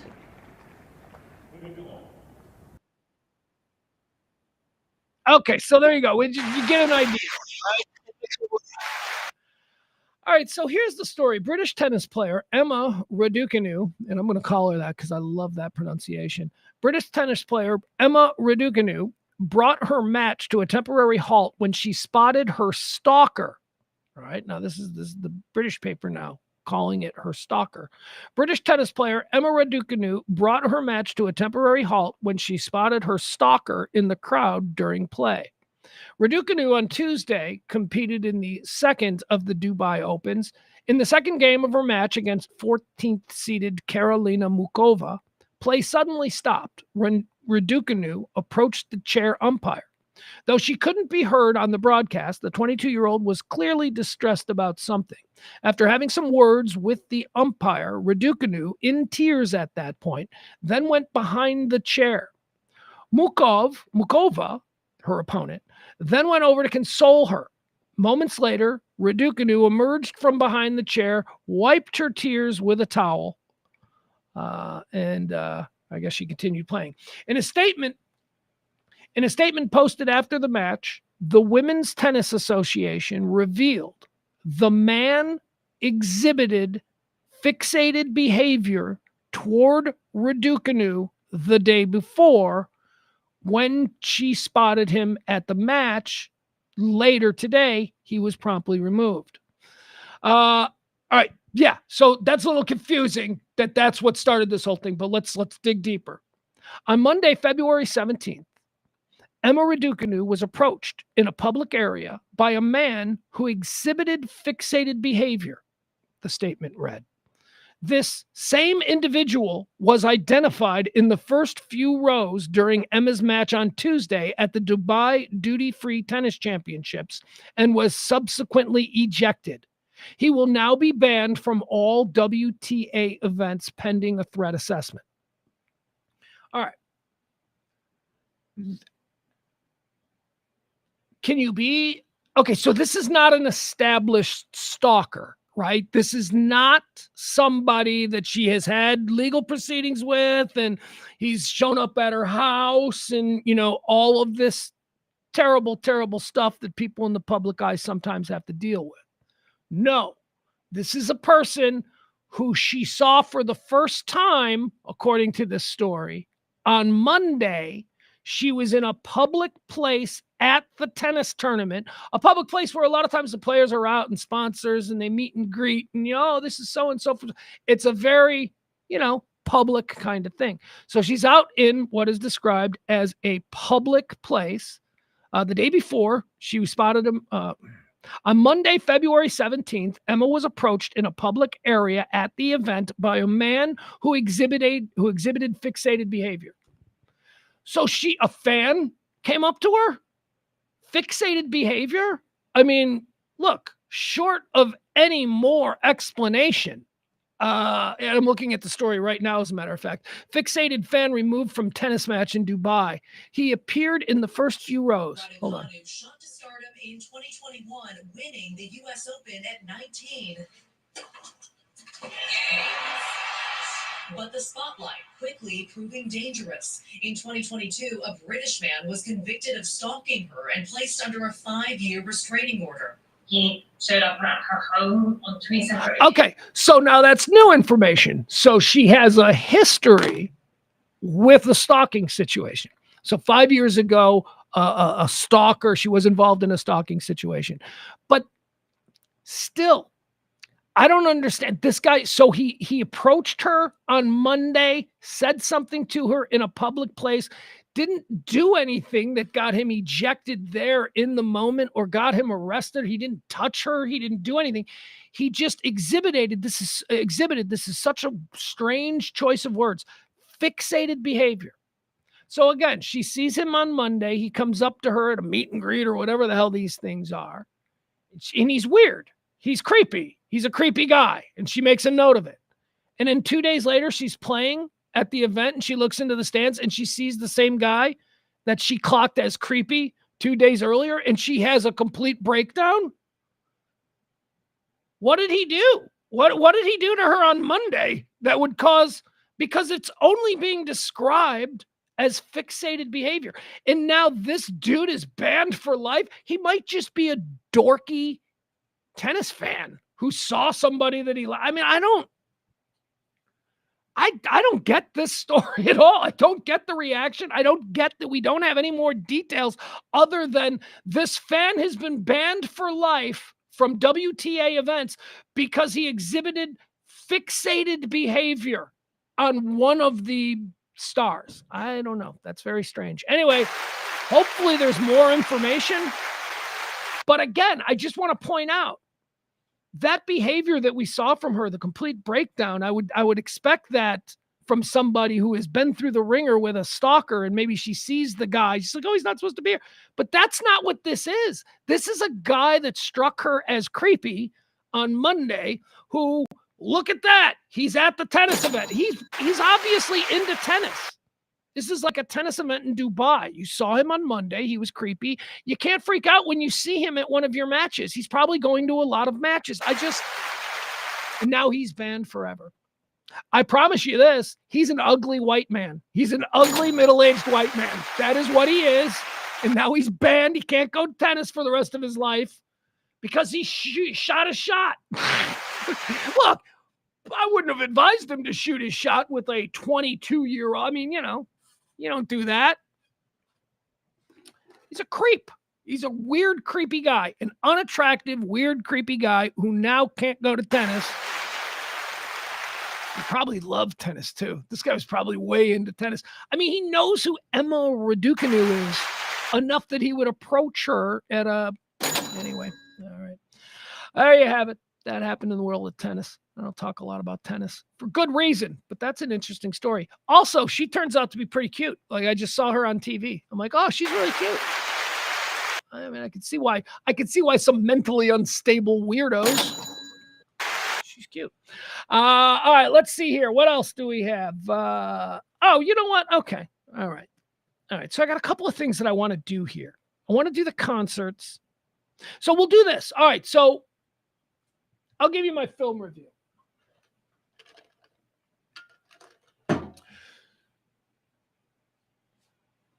So of the Oscar-nominated movies that I've seen, and I try to do this every year. I try to see all of them, or at least as many of them as I can. I don't know, it's something my mom started doing, and I'm like, that's actually not a bad idea. So you even force yourself to watch movies that you otherwise wouldn't watch. It's how I ended up watching Parasite. I would have never seen that movie, Parasite, if it wasn't nominated for Best Picture. I don't want to read that. South Korean movie. I don't want what? That's not anything I'd be interested in. I ended up watching it. Loved it. Loved Parasite.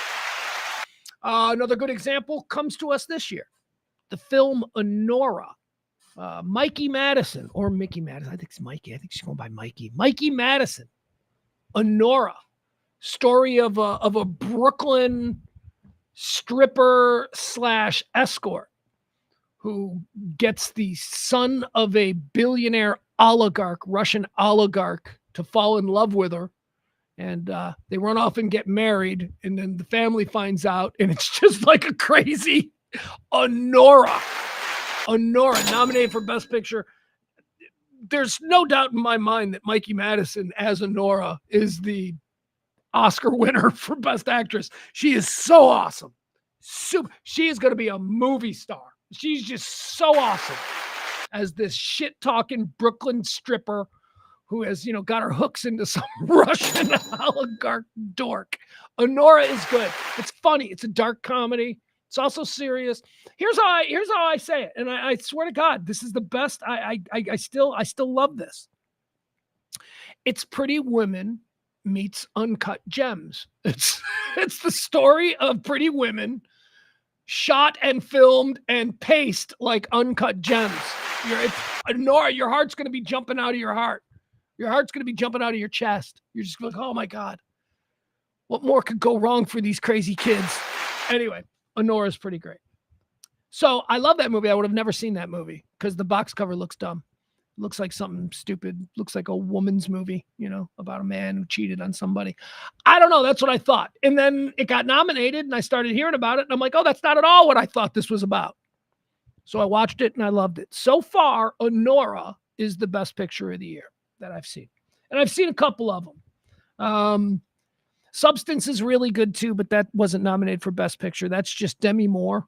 Like you want Demi Moore. Like I want Demi Moore to win Best Actress, but you can't give it to Demi Moore. I think they're gonna give it to Demi Moore, but Mikey Madison for Honora really deserves it. I mean, she deserves it. But whatever, we'll probably give it to Demi, and I'll be fine with that. Conclave, I'm going to watch in the next couple of days. The Bob Dylan movie, I've seen a little bit of it, but if I'm being honest, the copy of the Bob Dylan movie isn't good. It's like, so I got to wait for a more official if you will. So I haven't seen the Bob Dylan movie yet. I watched like 20 minutes of it, and I'm like, I can't watch this. And again, I say Conclave because the Pope's dying. I want to see Conclave. Last night, I watched The Brutalist. The Brutalist is a film that I'd never heard of until a couple of weeks ago, and it started getting nominated for all of these big awards. It stars Adrian Brody, stars Guy Pearce, stars that's it. I don't know. There's probably other people in it, but that's really basically it. The Brutalist is the story of a architect. By the way, brutalist is the term for brutalist architecture. Brutalist architecture is really cool. It's like post-World War II. One of the greatest world examples of brutalist architecture is right here in Dallas. It is the most spectacular and the most architecturally relevant building in probably all of Texas. And it's right here in Dallas. And the example of brutalist architecture is Dallas City Hall. Dallas City Hall, the police department. Come on. That's why they chose it for RoboCop. That's why in RoboCop, that futuristic police department is actually Dallas City Hall. That's brutalist architecture. So that's what this guy is. He's an architecture, a Bauhaus trained, which is the fancy European architectural and art school, design school. He's Bauhaus trained. He's a brutalist architect, and he was in a concentration camp. He was Jewish, and now it's after World War II, and he comes to America, and he's got to start from scratch. Turns into a junkie, turns into a laborer, and it's just all about him and his life's journey from being this really acclaimed architect, and then World War II happens, and then he's in a concentration camp, and he survives, and then he comes to America, and he has to start from the bottom again, but then he gets rediscovered, and then he goes on, and he has a career. That's what The Brutalist is about, okay? Oh, everybody's like, Adrian Brody's so good. Guy Pearce is so good. Everybody in this is so good. Oh, my God. The Brutalist, The Brutalist, The Brutalist. So I watched it last night. It's 3 hours and 18 minutes long. 3 hours and 18 minutes of film. I started watching it at 7 o'clock last night. There's an intermission in The Brutalist. An hour and a half into it, the whole movie stops, and it's like, it's time for intermission, which I walked the dog. That's when I walked the dog last night, during intermission for The Brutalist. So I made it all the way through, and now I'd like to give you my review of The Brutalist, a film that many people are calling the best film of this century. That's right. Best film of this century, The Brutalist. I watched it last night. That movie sucks. That movie sucks. Oh my God, you guys. I don't know what's wrong with me. I had this with Killer of the Flower Moon. Remember that? The Scorsese movie that was from like 2 years ago? It was like 4 hours long. And I'm like, well, it's 4 hours, so it must be good. And I settled in and I'm like, this movie sucks. Killers of the Flower Moon.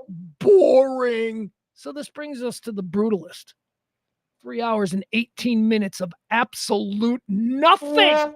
Nothing. There is no story to The Brutalist.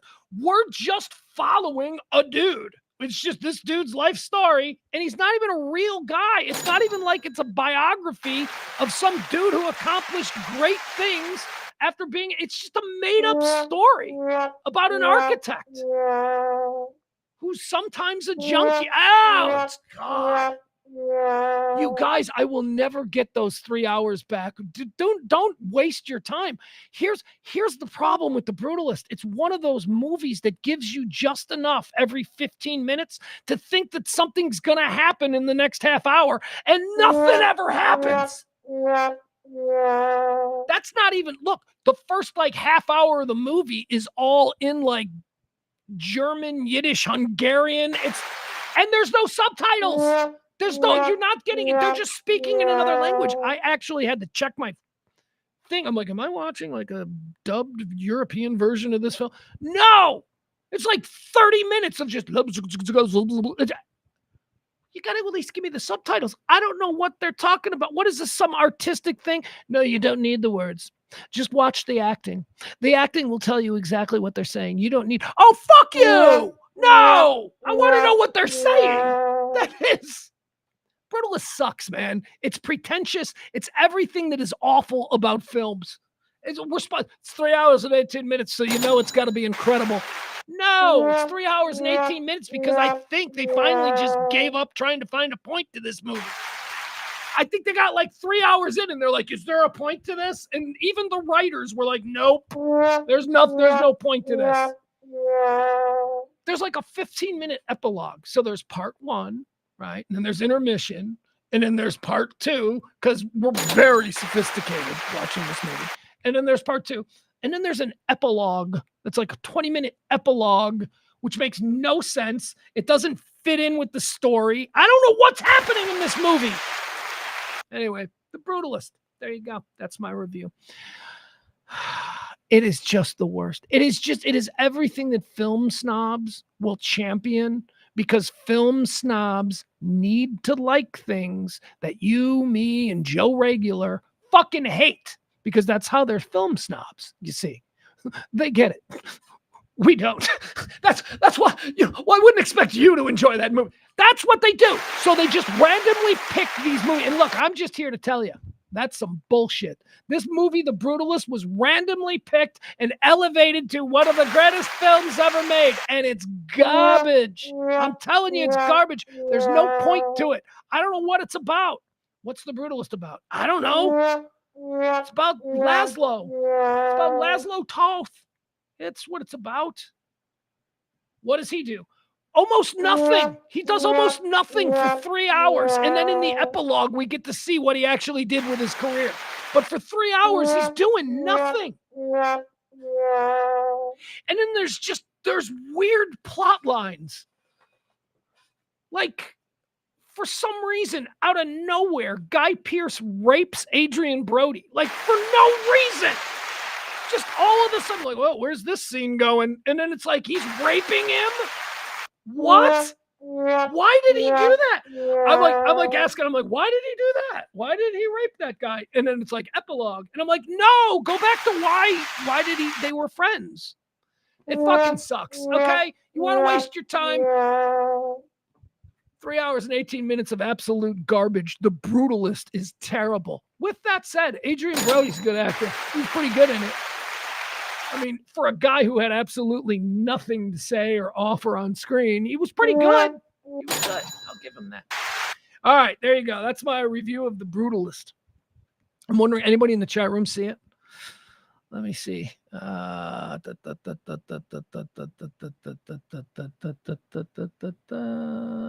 Seth is like, wrong, Pugs. I saw it in the theater and it was definitely had subtitles. All right, whatever. Explain the rest of the 3 hours that made no fucking sense. Bad movie. Bad movie. You people are fools.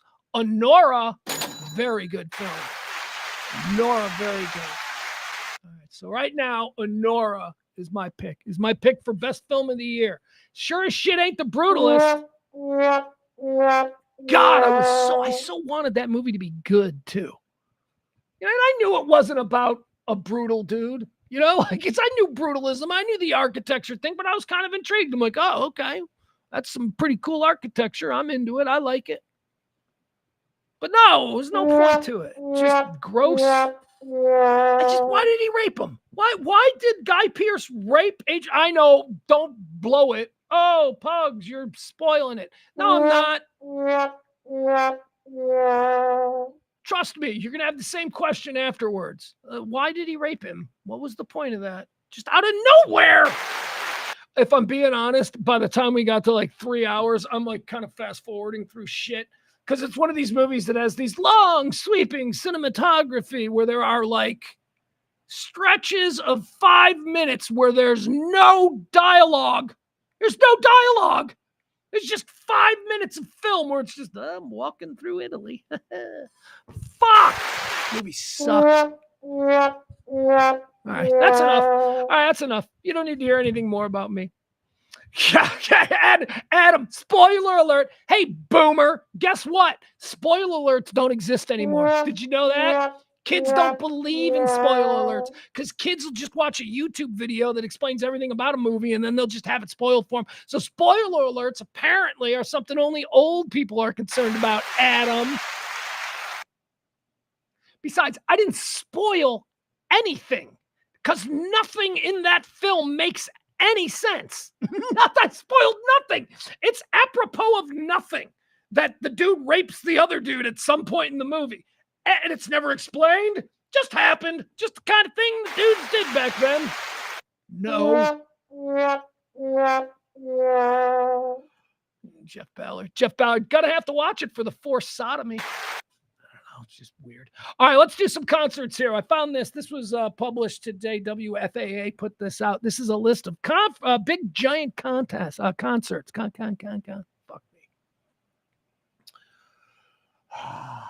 I don't know. I'm having a hard time talking all of a sudden. All right, major concerts that are coming here to North Texas. All right, so we're going to go through them. Now, I'm an old man. I'll tell you if I want to see any of these or if I know who any of these people are. So I'm going to need your help in the chat room. Tell me if you know any of these people, because quite frankly, I don't think I do. All right, let's see here. January, what are the big, there ain't no big, Rod Wave and Moneybag Yo, huh? There you go. That's an American Airlines Center. I don't know who Rod Wave and Moneybag Yo are, but they're selling out a 20,000 square foot arena. I don't know how many thousand are in the American Airlines Center. 18, 7. It's a basketball stadium, right? What can you get in there for a concert? 20K maybe? Somebody by the name of Ricky Lee Jones. Now, of course, I know who Ricky Lee Jones is. She's playing at the Kessler Theater. Okay, that's January. February, Mary J. Blige at Dickies Arena. Where's Dickies? Dickies is out there in Fort Worth, right? February 21st. Oh, is that tomorrow? Oh, wait a second. I started in January. Why are you putting January's? We're already in February. Oh, my God. This is all. So forget about it. Rod Wave with Moneybag Yo. They played the American Airlines Center a month ago. So you're too late for that one. All right, tomorrow. Here we go. We'll start with this. Tomorrow, Mary J. Blige. There you go. I'd go see that. I'd go see Mary J. Blige for like 20 minutes, 35, 40, because she's going to get into some stuff that I'm not really familiar with. But I'll go for like, I figure in the first 40 minutes, she's going to give me 1 or 2 hits.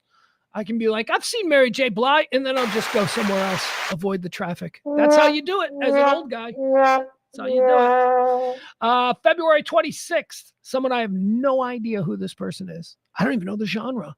I don't even know. I think maybe country. Is she country or is she pop? Is she like, I don't know. February 26th at Dickies Arena, Kelsey Ballerini. I have no idea who that is. Not a clue. Didn't know who Sabrina Carpenter was until the SNL 50. And again, I'll ask the question, why is Lorne Michaels shoving Sabrina Carpenter down our throats? We don't know who she is. All right, there you go. Let's move on to March. The Deftones are coming to American Airlines Center. The Deftones, who even knew they were still a thing? Certainly not me. Oh my, I'm losing my TV. Son of a bitch. Where's my cool ass American flag? There we go. We need my cool ass American flag. There we go. Now all is right in the world. Let's see here. Deftones, March 15th, American Airlines Center. Tyler, the Creator, March 17th. Happy St. Patrick's Day. Celebrate with Tyler, the Creator at American Airlines Center. March 27th, Rascal Flatts. They're country, right? Dickies Arena on the 28th of March. Trey Songz. I don't know any of these people. Trey Songz, Bow Wow, Omarion, and more. I don't know if and more is an actual act or. All right, April. St. Vincent is going to be at the Factory in Deep Ellum. Sorry, she's going by Annie Clark now, but it's St. Vincent. AC/DC at AT&T Stadium on April 14th. Yeah, now that's some dad rock. Not interested. I ain't going to that. I've seen AC/DC like 3 times. I don't need to see them in their 80s. Okay. I've already seen them. I saw them back like in the 90s. They were pretty good. Kendrick Lamar and SZA, April 26th at AT&T Stadium. It's another good one. Let's see here. Disturbed at Dickies Arena, April 26th. Let's move to May. May's got Patti LaBelle. She's at the Majestic on May 1st. Post Malone featuring Jelly Roll. That's going to be at AT&T Stadium. I'll pass on that one as well. Randy Travis is at the Arlington Music Hall. Randy Travis, Arlington Music Hall on May 10th. I 100% until this very moment thought Randy Travis was dead. I thought he was dead. I thought he, or at the very least, I thought he wasn't performing anymore. Hauser is coming to the Pavilion at Toyota Music Factory. That's going to be on May 21st. All right, summertime, June, Shakira at Globe Life Field on June 11th. Some band called Pierce the Veil on June 13th. They're at Dos Equis Pavilion. July, Goo Goo Dolls at the Dickies Arena. Now, pass on that. I famously tripped over some guitar chords while introducing the Goo Goo Dolls in Grand Rapids back around 1995, 96. I unplugged all their instruments. It's very embarrassing. I was like, ladies and gentlemen, the Goo Goo Dolls, yeah! And then I ran off stage and my foot got caught on some cables and Goo Goo Dolls are coming to Dickies Arena on July the 16th. August. Dos Equis Pavilion. What is Dos Equis Pavilion? Is that Smirnoff? Is that the thing down there in Fair Park, the outdoor venue? Is that Dos Equis Arena? I sure as shit hope so, because on August 1st, I'm going to be there with my 15. At that point, he's going to be 16, and we're going to see Styx. Styx. I'm going to this. I'm going to Styx. August 1st at Dos Equis Pavilion. And for 3 weeks leading up to this, I'm going to make my son listen to nothing but Styx. My Chemical Romance is at Globe Life Field on August 2nd, and Teddy Swims is at the Pavilion at Toyota Music Factory on August 7th. Into September, we're now through the summer. Nelly with Ja Rule, Dos Equis Pavilion, September 5th. Tate McRae at American Airlines Center, September 18th. I don't know who that is. Never heard that name before. You could have just made that up. No idea who Tate McRae is. Dua Lipa. She's going to be at American Airlines Center on September 30th. I'm at the age now where I like people. I don't necessarily like their content. I don't know anything about Dua Lipa. I don't know anything about her. Well, actually, I do. I don't know anything about her music. I couldn't tell you a Dua Lipa song. I'll tell you this much. Thought she was Central American. Without question, when Dua Lipa first came on the scene, I'm like, she must be friends with Shakira. She must be one of them. She must be a hot, Ecuadorian chick who can sing and dance. Nope. That ain't who Dua Lipa is. She's British. She's got a Cockney accent. She's actually pretty cool. I know this because she's got a documentary series. I didn't watch it because it was a Dua Lipa documentary series.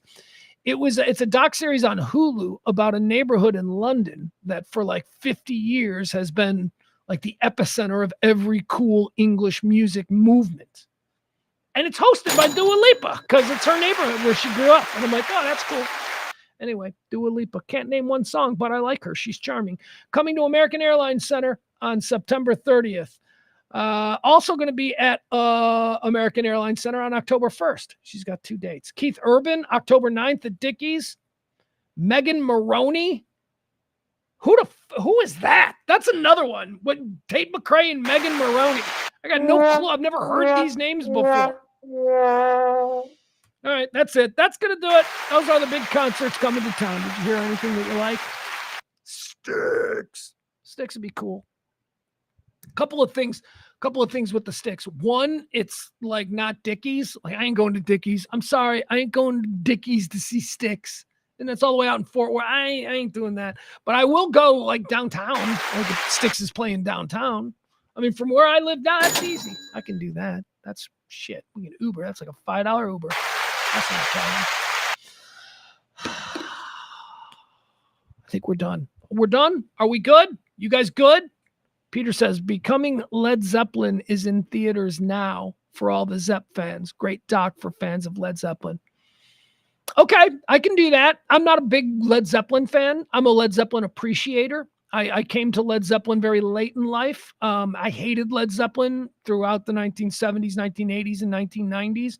It was only when I got older that I started to realize that I had certain biases. Led Zeppelin to me was like stoner older brother rock, right? For my generation, it's like Zeppelin is what your stoner older brother listened to that you didn't like. So, I came late to the Zeppelin party, but I definitely do really appreciate Zeppelin now. Me and my 15-year-old son kind of both became aware of the depth and awesomeness of Zeppelin around the same time. So I don't have a problem. And all I can say is that I don't think I've ever seen a truly good Led Zeppelin biography or documentary. So count me in. Count me in on whatever this Zeppelin documentary is. I'm interested. Byron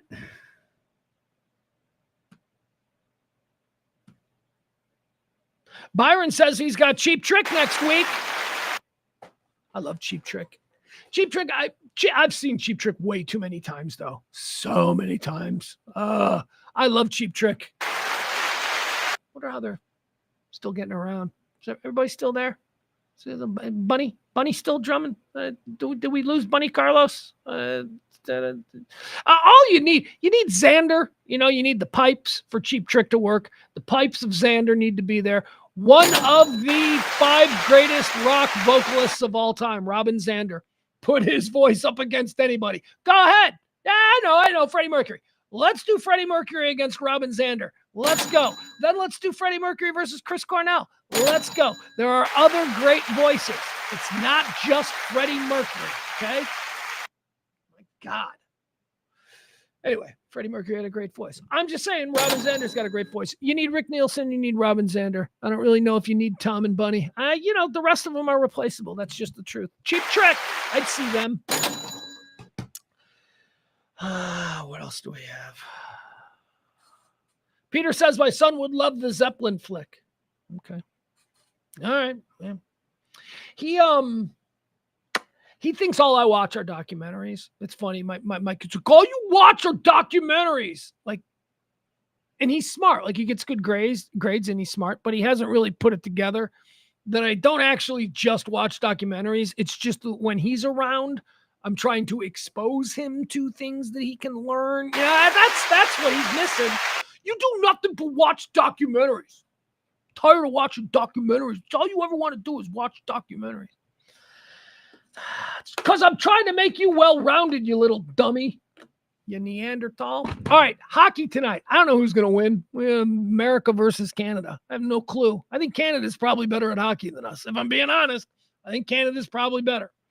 But it'll be fun. TD Garden in Boston tonight. Do we know what time? 7 o'clock. I believe it's 7 o'clock tonight. But whether or not it's going to be on ESPN or whatever, I don't know. It's going to be readily available.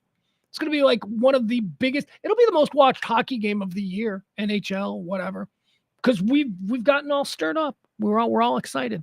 3 fights in the first 9 seconds of the last game. So you know it's going to start with some real hearty booing of the Canadian national anthem, which is not a bad national anthem. Canadian national. Oh, Canada, God shed his grace on thee. Na, na, na, na. And I don't know the rest of it. But anyway, that'll get heartily booed. And then some Canadian meatball on the first line. We'll take that as a slight. So we'll have the same thing that happened to start the game on Saturday, which is, the Canadians will now take their gloves off and start fighting the Americans because American fans booed Canada. I don't know. It'll be fun. It'll be fun. I'm going to lose interest probably 15 minutes in. 15 minutes in, I'll be like, maybe I should watch Conclave. Maybe I should start watching Conclave. I don't know. Hey, folks, tip the show if you can. We haven't received tips in the last couple of days, so it's always nice to know somebody cares. Thank you. The show runs on your gratuities. We'll be back tomorrow. We got more. Is tomorrow Friday? Tomorrow is Friday. Oh, my God. I got to go shopping. Crap. Well, no, it's not a bad thing. Like Friday, it's kids' weekend. I got the kid this weekend. I don't know what we're gonna do. We'll see. All right. That's it. I love you guys. We'll see you back here tomorrow at noon. Okay. Like, follow, subscribe, do all that kind of stuff. Don't be dicks. Remember, always just try to be cool. Maintain your head. Don't lose your shit. And we'll meet back here tomorrow at noon. Bye.